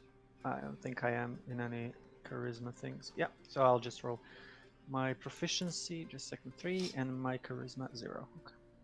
All right. I'll just then roll a normal. But with Yeah. advantage. Here's deception. Oh, +3. Yeah, right. Yeah, so 14? on that 14. one? Yeah, okay. So, you spend perhaps... you get down to the harbor. It's quite cold, but, it does help to kind of clear your head a little bit from the leftover effects of the alcohol. And as you get to the harbor, you see, life and work is bustling again. Not as busy as it usually is because people are still working on the snow and things are still cramped. But you get to the harbor master's office and you manage to get some leads on people that might be able to help you. But after about an hour and a half of conversing with various people here, the earliest that you could get a skiff ready that's not, in use regularly currently would be 3 days from now. You also learn, when you're working on this, that the few people that even are willing to consider taking you there, right? I mean, you ask around anyway. The ones that are willing to take you there are willing to do so for fairly cheap, but they want a hefty deposit to be put down with the harbor master in case their ship goes down. So they're expecting something in the range of about 1,000 to 2,000 gold pieces left behind in case things go awry. And that sort of 2,000 showcases the danger in going to this island for them. 2,000 gold pieces. Yeah. You gather roughly the value of the fishing boats and other various skiffs that are being offered as potential ferries for you. What about, is there a way to just find a boat, as in the smallest of boats? You mean a rowboat? Yeah. Yeah, you could get a rowboat probably. Let me see. Rowing for 20 miles is No, I know. I'm just curious to know how would we be able to have it like towed for us there. If something happens. well, to most the ship. ships have rowboats on them for the purposes of Yeah, that's also true. Yeah. So based on the sparsity, you could get a rowboat for about 100 guilders. Yeah, no. Yeah. So 2,000 gold for someone to get. we have that easy. Well, the 2,000 gold also it's not a payment, right? It's just there in case you don't, in case the ship sinks. If the ship doesn't sink, you come back, you take the gold, and you're good. The actual payment that they're asking is any sort of ferrying to nearby islands, because to for example, sometimes people get ferried to the prison as well. It's like I think 30 gold pieces for the journey itself for all of you. Okay. Okay. Okay. I would also like to just say that when we went in the morning, Mhm. the first sailor I met, I told him that I'm Commodore Barnack and that he should get his captain to talk to me. All right. Where can we find you, Commodore? I'll be in the Stormcrow's tavern. Ask for Fen. He's my manservant. Make an insight check.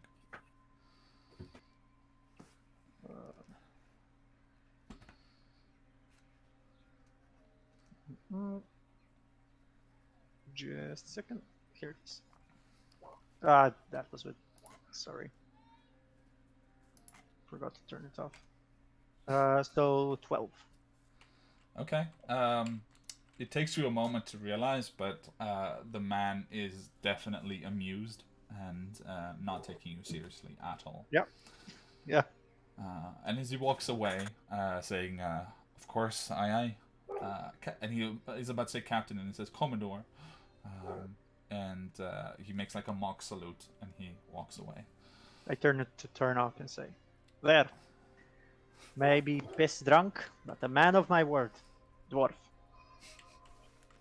He still didn't know who you were, Barnack. He's a new guy. Yeah.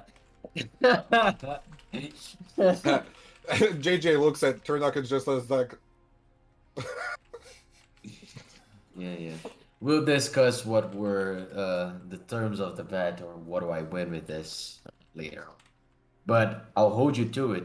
Don't worry. But yeah, we can then. I'll approach someone who's offering services to get us there to exactly where we want to go, and I'll turn to everyone and say, we don't really have guilders. We still have our platinum pieces. well, we have to go to Lord Storm's to potentially pick up a bunch of guilders. So. To get we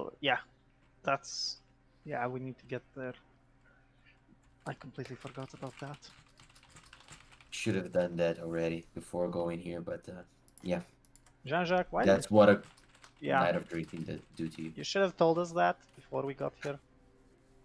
Well, I thought we were still in the city, so it's the harbor's closer, so it made more sense, to go to this place first and then go and have a conversation. Jean-Jacques also looks very tired. Like, even though whoever is capable of remembering how drunk he got, even though you know that he wasn't really drunk, he looks exhausted. Like, he looks that. We can all see that. I think so. Like, he has like big dark circles around his eyes and is like slouching a bit, and you sense in the way he's talking that he's definitely more tired than he seemed yesterday. Or You should stop drinking. You haven't drank with me in a long while. yeah, indeed. I need more practice. Is what I need. You look awful. Well, fuck you too. So come on, let's go. We don't wanna waste the entire Saturday. Yeah. Not Money being first. able to. I We mean- have a tight schedule still. Besides, you and I need to do our first training session. Afternoon. But I was like, this afternoon. I was actually thinking that I didn't mention it, but we could have done this morning, waking up earlier than Barnack at least. That it's also fine. We can do that too. Yeah, that could have happened. I don't know. Sure. That's right. Or do you think that it's two hangover dudes trying to do that? Early I morning. mean, it wouldn't have been pleasant, but you definitely could have done so.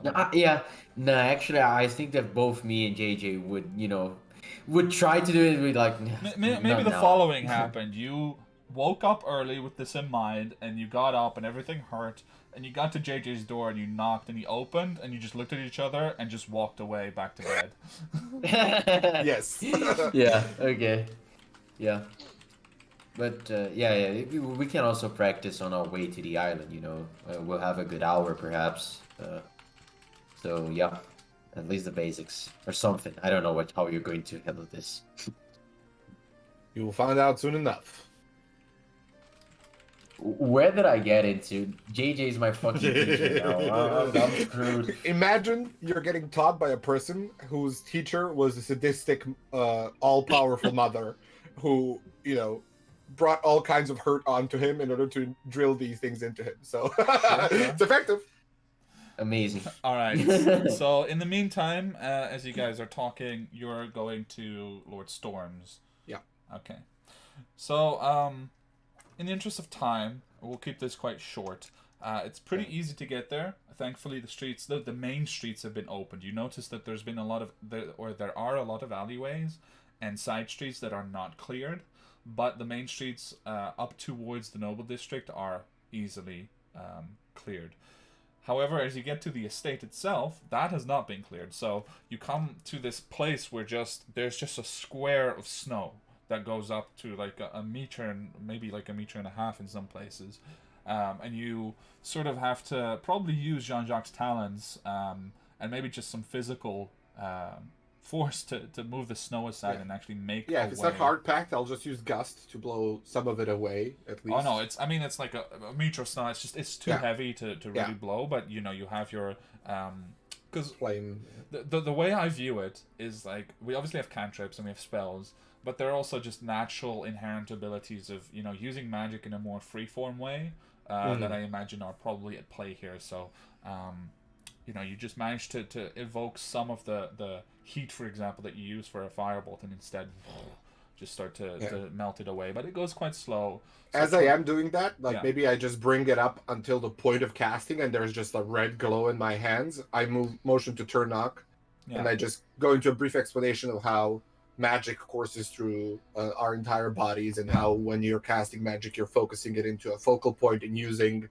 And I explain my arcane focus, yada yada, and I kind of walk him through the motions, explain that this is perhaps a little bit outside of his range just yet, but that he'll be able to do things like that. So start off with a smaller lesson as I recognize an opportunity to do so. Okay, that sounds good. As he's explaining this, so Jean-Jacques, for you, the greenish vapors that have started to accompany your magic have become kind of natural over the past few days and weeks. However, Turnock, as you watch Jean-Jacques invoke this magic, you suddenly start to see just this very slight green vapor come off of his skin, like a sort of mist that's evaporating off of him in green. And you've seen that color before in around the flowers that the night cell flowers that you guys have been discovering, but you've never seen it this clearly coming off of a person. You've seen it vaguely, but never so clearly. And you realize that that's probably him working the magic right now that's causing this to come off of him. All right. I'm not planning on making any comments. Like, this is full of that's Turnock's student way, like full absorption and just full my attention at this point is just entirely on Jean-Jacques, like everything. Yeah. All right, good. So a short lesson later, you guys arrive at the house, and you have a conversation with Lord Fennec. They also were locked in yesterday, and you exchange some words about what's been going on, and essentially he tells you he is able to pay you 1,000 guilders for the work done so far, but he definitely would like more concrete proof of the actual culprits. So in this case, you've pointed out Philip Grundig to him, along with, I don't know if you implied that your cousin was also involved, Jean-Jacques. No. Okay, so that's not in the picture, but Philip Grundig definitely. And he goes, he thinks that he's safe, so he doesn't need you to guard him constantly. But if you were able to complete the additional clause in the contract of providing like factual proof that he can use to condemn this man, or blackmail potentially, you don't know, in a more official fashion, then he would be willing to put down an additional 2,000 guilders for that particular aspect. But in the meantime, of course, he's thankful. He's as enthusiastic as he's been so far about meeting with you guys again, asking if you've been up to anything, insane, or interesting adventure-wise, and before long, your meeting with him can conclude, and you can be on your way, at least 1,000 guilders richer, and with the option of doing a little more work for Lord Storm if you wish. All right. Are we adding the 1,000 to the party inventory, or does anybody need any standing cash? And I'm adding it right now. Yeah, I think I'm good for now. I have like tidbits, but I don't want to carry more on my person anyway. So I have almost nothing, but it's fine. All right. I have I'm some carrying money. the haversack. Always do. Okay. So, do I understand correctly that at this point you guys go to find a boat to take you to the island? there was no like real quick short-term business we needed to take care of, right? I don't think so. No, I really don't recall having anything Yeah. short term. Nothing like everything that was Myra? short term was already resolved while we were, crazy about doing things on schedule. So Yeah. Kevin, Yes. on the way from our talking to the Lord, whatever, and getting back to the dock, can I stop at the location to see if anything's there? Yes, you may. Okay. You go and check, and unfortunately, for the moment yet, there's nothing there. Okay. While we're going also to the harbor, I'll still kind of feel the hangover, and then I'll say, no more drinks for a week at least. All right, Barnett. Wait, drinks. We should get some potions. We got some money. We should get some potions before we leave here. yes, you're right, Barnack, as usual. Very good. Of course. That's why. So why don't you go and go settle the things with the boat and get us the ship ready, and then we split up and we go get some potions. Okay. Yeah. Does anyone want to come with me? I'll go with you. Yeah, let's go, Myra. We'll Right. strengthen the bond of the contract as well. Because Yeah. now I have all the money. Mhm. But yeah, you do guys need to buy potions, so here you go. Here, get the haversack. Wait, I need money to get the ship as well. I do have some money on me, Barnack. Don't worry. Doesn't matter. Take another. What do we have? Take Well, another. Barnack, I will say you suspect that you can make the deal for the ship and then pay when you all arrive. Yeah, then I'm just giving him the haversack. Okay. Okay. As all this is happening, I'll just say, "Oh, I just remembered that I want to say, I sent a message to an old friend, so I'll just pop out for a little bit, and I'll meet you back in here. Just need to drop off a message." Yeah, I think we know our way to the apothecary, don't we? Yeah, Yeah. I mean that's easily enough done. Apothecaries and the like are fairly common, and you can also check with the Freelancers Guild to see if they have any supplies that you can buy on the cheap, because they do have contracts for supplies like that. That do sounds like Probably- a better idea then. Probably Tani, you can go there. You're. Well, I would probably have to. Nah. Yeah, the both of yeah. us go. Yeah, me and Tony, we go. Yeah. Right. Okay, Maria. Maria. Wow. Okay.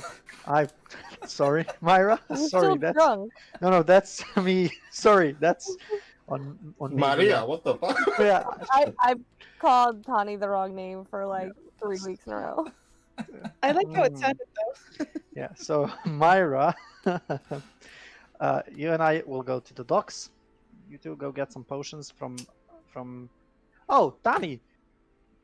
Go see if we want those brooches in Watchhold. We still didn't. Do you remember that we sent a message to someone? Well, for someone to tell us that we won or not. From our performance. Tani. Mhm. Tony's completely. Yeah, yeah. When she says, I'm completely convinced she knows what I'm saying, and I'm just yeah. Okay, Myra, Okay. let's So go. with everyone on their own mission, or rather 3 groups splitting off, everyone splits up to meet the last odds and ends before you head out to Solarian Isle and discover what happened to Lady Elena's husband. And with that, we'll finish off the session here, and next week we'll pick it up as you guys are underway to the island. and we'll sort out these little bits in between. So thank you guys so much for playing. I hope you had a good time. I know I did. And if you guys are up for it, I do have a couple of questions, because last week we didn't really get into the discussion since it was quite a heavy episode. But there were a few things that I think are fun to kind of dive into in the style of the Ruined Keep, who are here and hanging out with us as well. Of course, chat if you guys are here and you have questions for the characters or players that you would love to ask, then please feel free. But in the meantime, I will get started right away. And my first question is actually for Turnok, because I thought it would be really interesting to find out. You became aware of how Turnok went down, and I was wondering what you think Turnok's last thoughts might have been before he hit the ground and passed out. Turnok's last thoughts. That's a tough one, because the lines between my thoughts and his are. I had a lot of time to think about Turnok's death, Yeah. And but I'm sure that as he realized that he was actually dying, his first thought is that he didn't get to apologize to his mom and dad and actually reconcile with them. Oh. I think that might be the thing that, he might have remembered both of them in extreme care. And he was just sad because his journey was cut short, and that, that was not on the top of his priority at any point. That was always something to come, and that moment, that was the only thing he wished he had done. So, a follow-up question to that: do you think that this is refocusing Turnok's priorities in a different direction than they were previously? This is definitely keeping things in check. Like, it's not like taking every mission and doing whatever. But at this point, I'm bound to so many things that I want to do that. But it's mostly I want to find a way to do that without having to go to them, because I know that's not going to be viable. He's still a really grounded person, Turnok really a really grounded person. So perhaps he might also be thinking about a way to use his magic for that. Trying to communicate with his parents in a better way. Something like that. And if that doesn't work, he would just literally start writing them, every week or so, trying to. Okay, interesting. Thank you. So a question from the chat for Tani. What is her opinion of JJ? Does she trust him? Short answer, yes. Yes, she does. Though she started feeling a bond ever since he used to pull Tani aside a little bit and ask how I was every time something was revealed about my past, and that was nice of him. And even with what happened recently, she's like, oh, he did something to make us change what we were doing, and I completely trust that it was for the best. So yeah, I trust that whenever he pulls me aside and stuff, he does say the truth, and yeah, I trust him. So my first question was actually, my own question was, if Tani could remember the deal that was offered to her, how would she feel about JJ rewinding time and denying her the choice? I feel like she would have felt similar to how she thought about the deal with Pax. Like, oh, she would have said yes. Oh, it would have been a good chance to find out the truth, but we'll find other ways. And she isn't alone, and she wants to do what the majority of the group does, and she doesn't want to accept anything that would make her change her course away from them. Okay. So she would have been like, ah, man, that would have been fun. That would have been useful. But okay. Wow, Tani is so much nicer than I am. All right. JJ, Mm. how does Jean-Jacques view his decision to rewind time now after everything that he's learned since then, and what happened in the aftermath? As much as you're willing to reveal, of course. Yeah. I think he still thinks that it was the right choice, because he still believes that, what was his name? I forget. Bekor, Mhm. right? Is a con artist, right? Okay. He sees Bekor as a more powerful, eternal, wise, intelligent version of himself, where Okay. he like sees that Bekor was spinning the truth a certain way, but even though Turnock implied that, Bekor thinks that the clockmaker misled JJ into thinking that the coin flip wasn't influence, he feels strongly that it was, like, Mhm. because I think you kind of, when we were dealing with it, you said that there was a tick, but I also did my own insight check where he kind of sensed the um you know um He change sensed He in did. an Turnock's. influence, yes. Yes, he Yeah, sensed an yeah, influence. So yeah. he still believes that was the influence, because the whole story to him is just too good to be true. Like, of Okay. free will, and I'll give you Yeah. all this power, and I don't really want to work with these horrible people, but I have to. And he's like, "All right, you sound like my mother."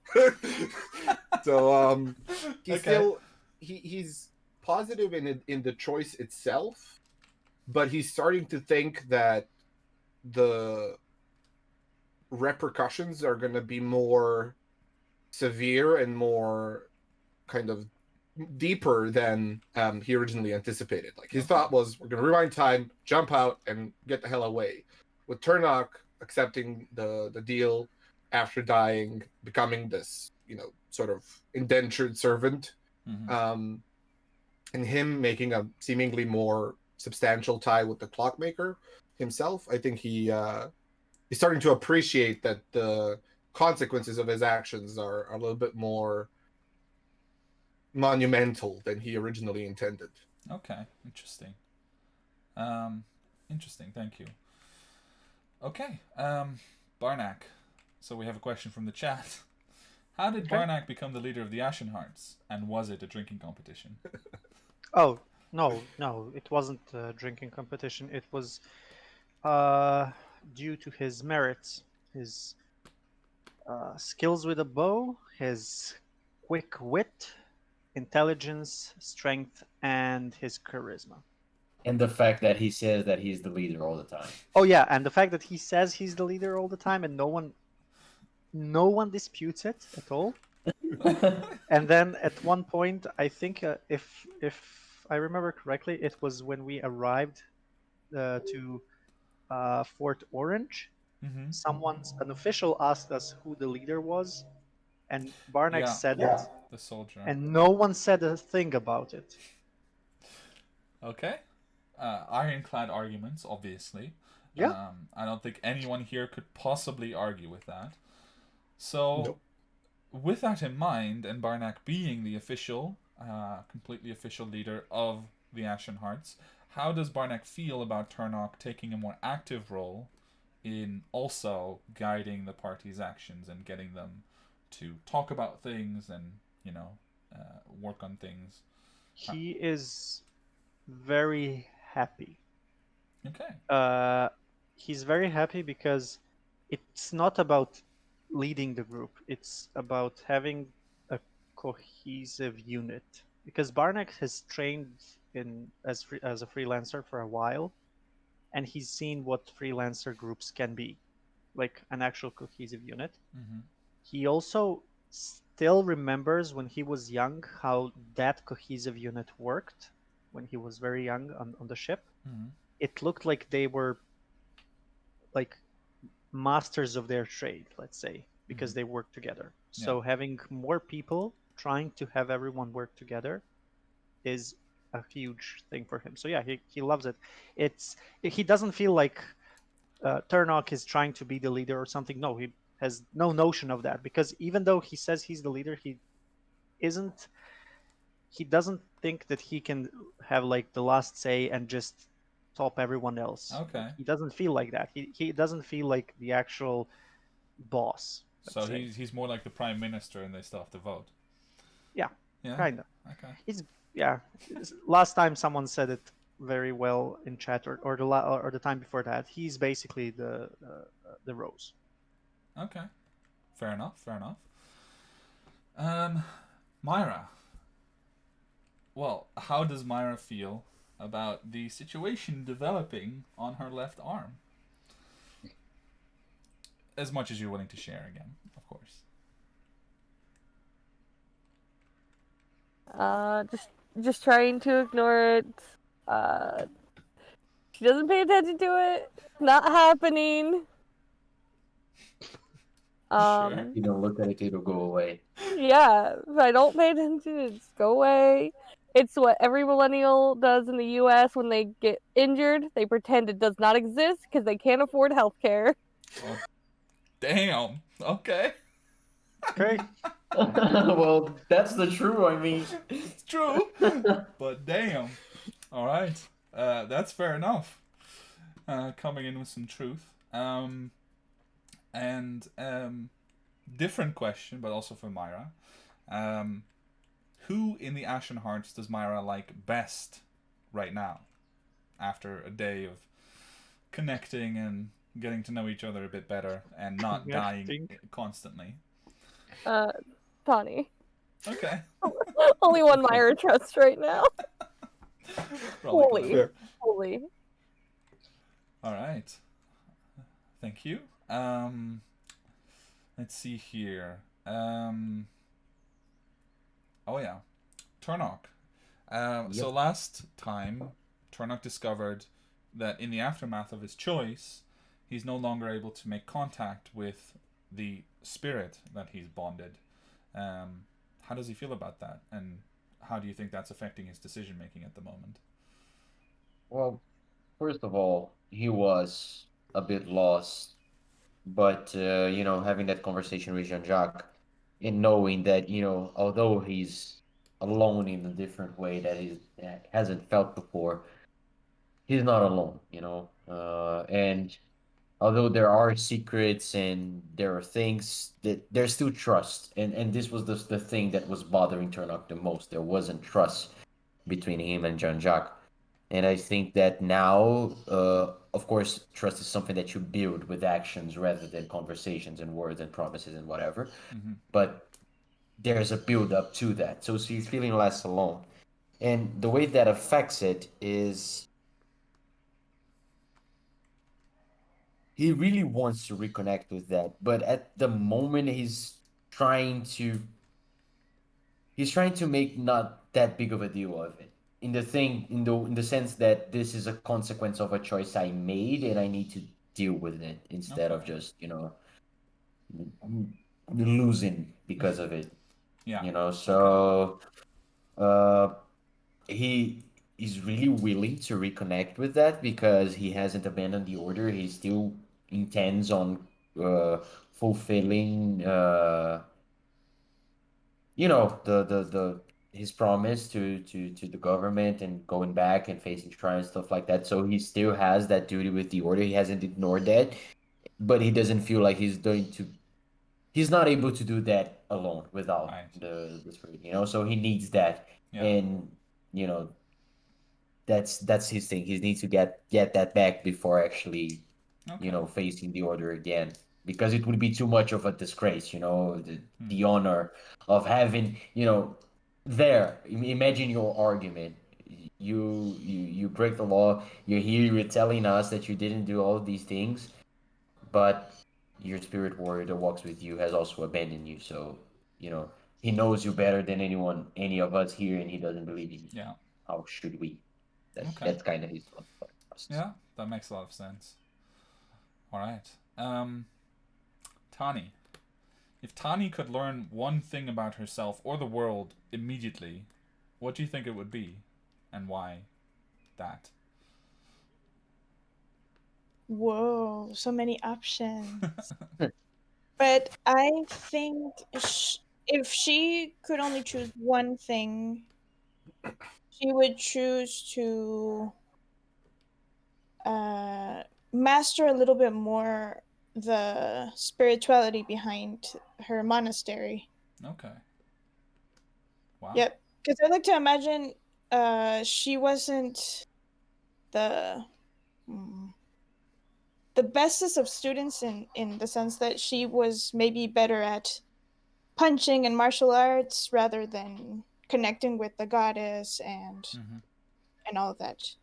She Okay. does know about ki and body energies, but she would choose to know more and conserve that knowledge that was lost when the monastery was attacked. Okay. Interesting. Cool. Okay. Thank you. Another question from the chat for JJ. In JJ's mind, is Jean-Jacques more valuable to the group, or is the group more valuable to him? Oof. Wow.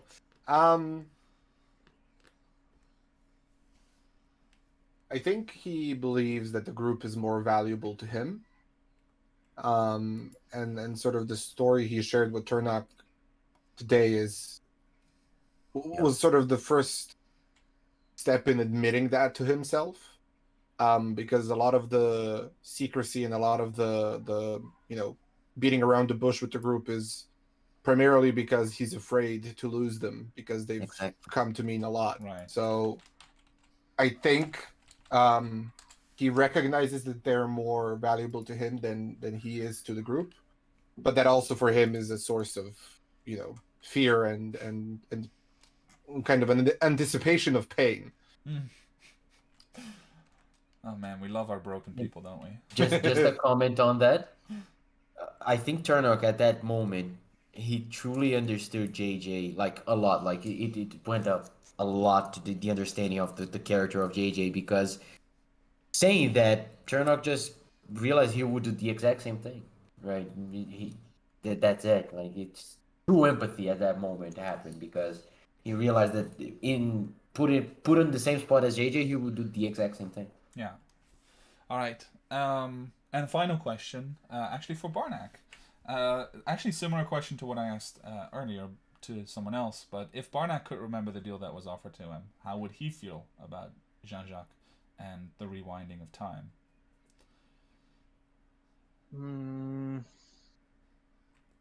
He wouldn't hold it against him. Okay. He would be angry only about a single thing, and that is not remembering that image of that castle. Okay. That's the only thing. Everything else, he would trust.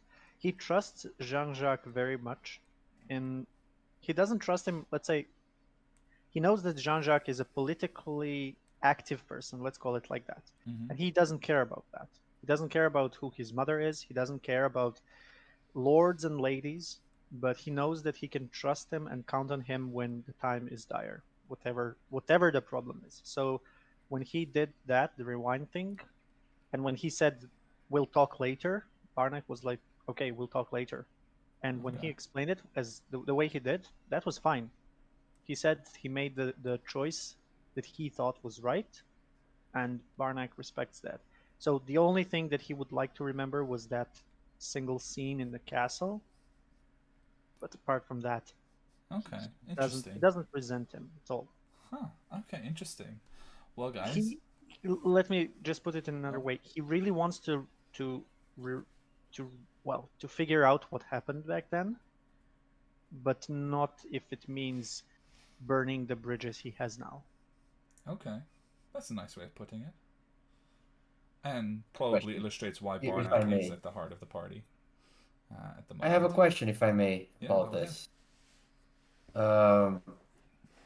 You know, you've never had a reason to second guess, right, Jean-Jacques, and you do have that closer bond. But when it comes to how do you feel that is going to affect the party if it comes to the fact that this trust is broken, and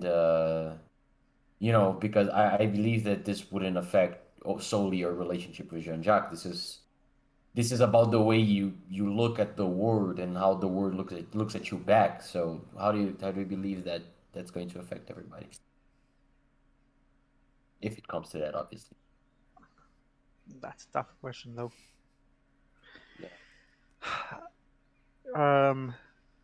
If it were to come to an actual, let's call it, it's not a treason, but let's call it a treason, or rather something that would break that trust completely, I think Barnack would probably feel like he failed in more than one way.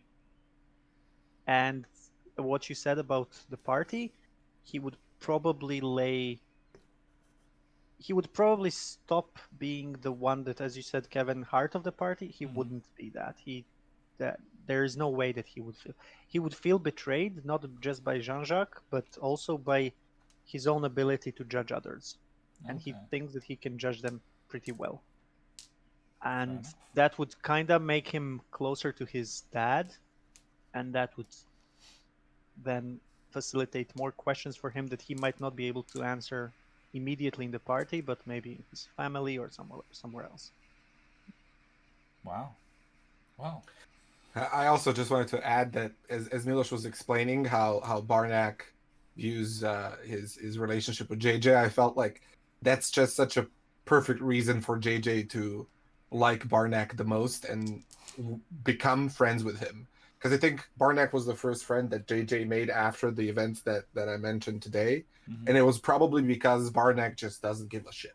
He doesn't care who his mother is or about the politics of it all. Yeah. They were just living in the moment, and that was all that mattered. And they had each other's backs. And I think that's the reason that JJ probably trusts Barnack the most, because he told Barnack what his mission is within the freelancers. True. Which he didn't do with anybody else. So I think it's a special, but it would hurt me as a player, but definitely JJ the most if he broke Barnack's trust. That would just be the end of things for him. Yeah. It would just be like, I'll just go back to North Dyke, ask what my mother wants of me, and then just go and die trying to do it. That would just be the end of the end of the road for him. Well, it seems that one thing you guys should never do is betray Barnack, because everyone would immediately want to stop. And everybody kind of feels this way towards Barnack, you know, like, why would we do anything to actually hurt or break the trust of this wholesome creature, you know? That's the most very nicest easy. guy ever. Yeah, that's the thing when you're playing a character that doesn't have secrets, kinda. Looking at someone else here who has like 27 secrets. Just Jean-Jacques. It's Kevin's fault. How is it my fault? I made that character. Everyone has secrets, including Barnack, and I will find them all. Barnack doesn't. Barnack, I don't think he does. At least including the whole party. Like, at least everyone in the party knows bits from Barnack's past, and he knows, and everything that they know together, I think that's it. There's nothing that he's not sharing. And it's something like, we go to Barnack and say, hey, Barnack, tell us that and that. Oh, okay, sure, whatever. What we know is what we need to know, you know, it's just that we don't know what we haven't asked. That's basically it. But what Nicola said is true. Barnack also feels very close to JJ for like being friends the longest, and when Tarnock and JJ were at odds, he wasn't sure how to proceed himself. So if Tarnock didn't do what he did today, Barnack would have tried doing something to amend your two relationship, which would probably have ended much worse. So Fair enough. yeah. Well, I'm going to say this. Minosha, please take an additional point of inspiration for such an amazing character and your amazing answers. But you guys were all brilliant. Thank you for the wonderful session tonight. And we will see you guys next week on Sunday again with the next episode of Tales of Edeah. In the meantime, you guys should definitely go and follow, of course, us and subscribe and do all the things if you appreciate us. But also go and follow and watch The Ruined Keep on Tuesday at 9 p.m. CEST, so that's 8 p.m. British summertime. Join us then for an amazing game as well. In the meantime, see you guys next time, and bye-bye. Bye-bye. Bye-bye. Bye, everyone.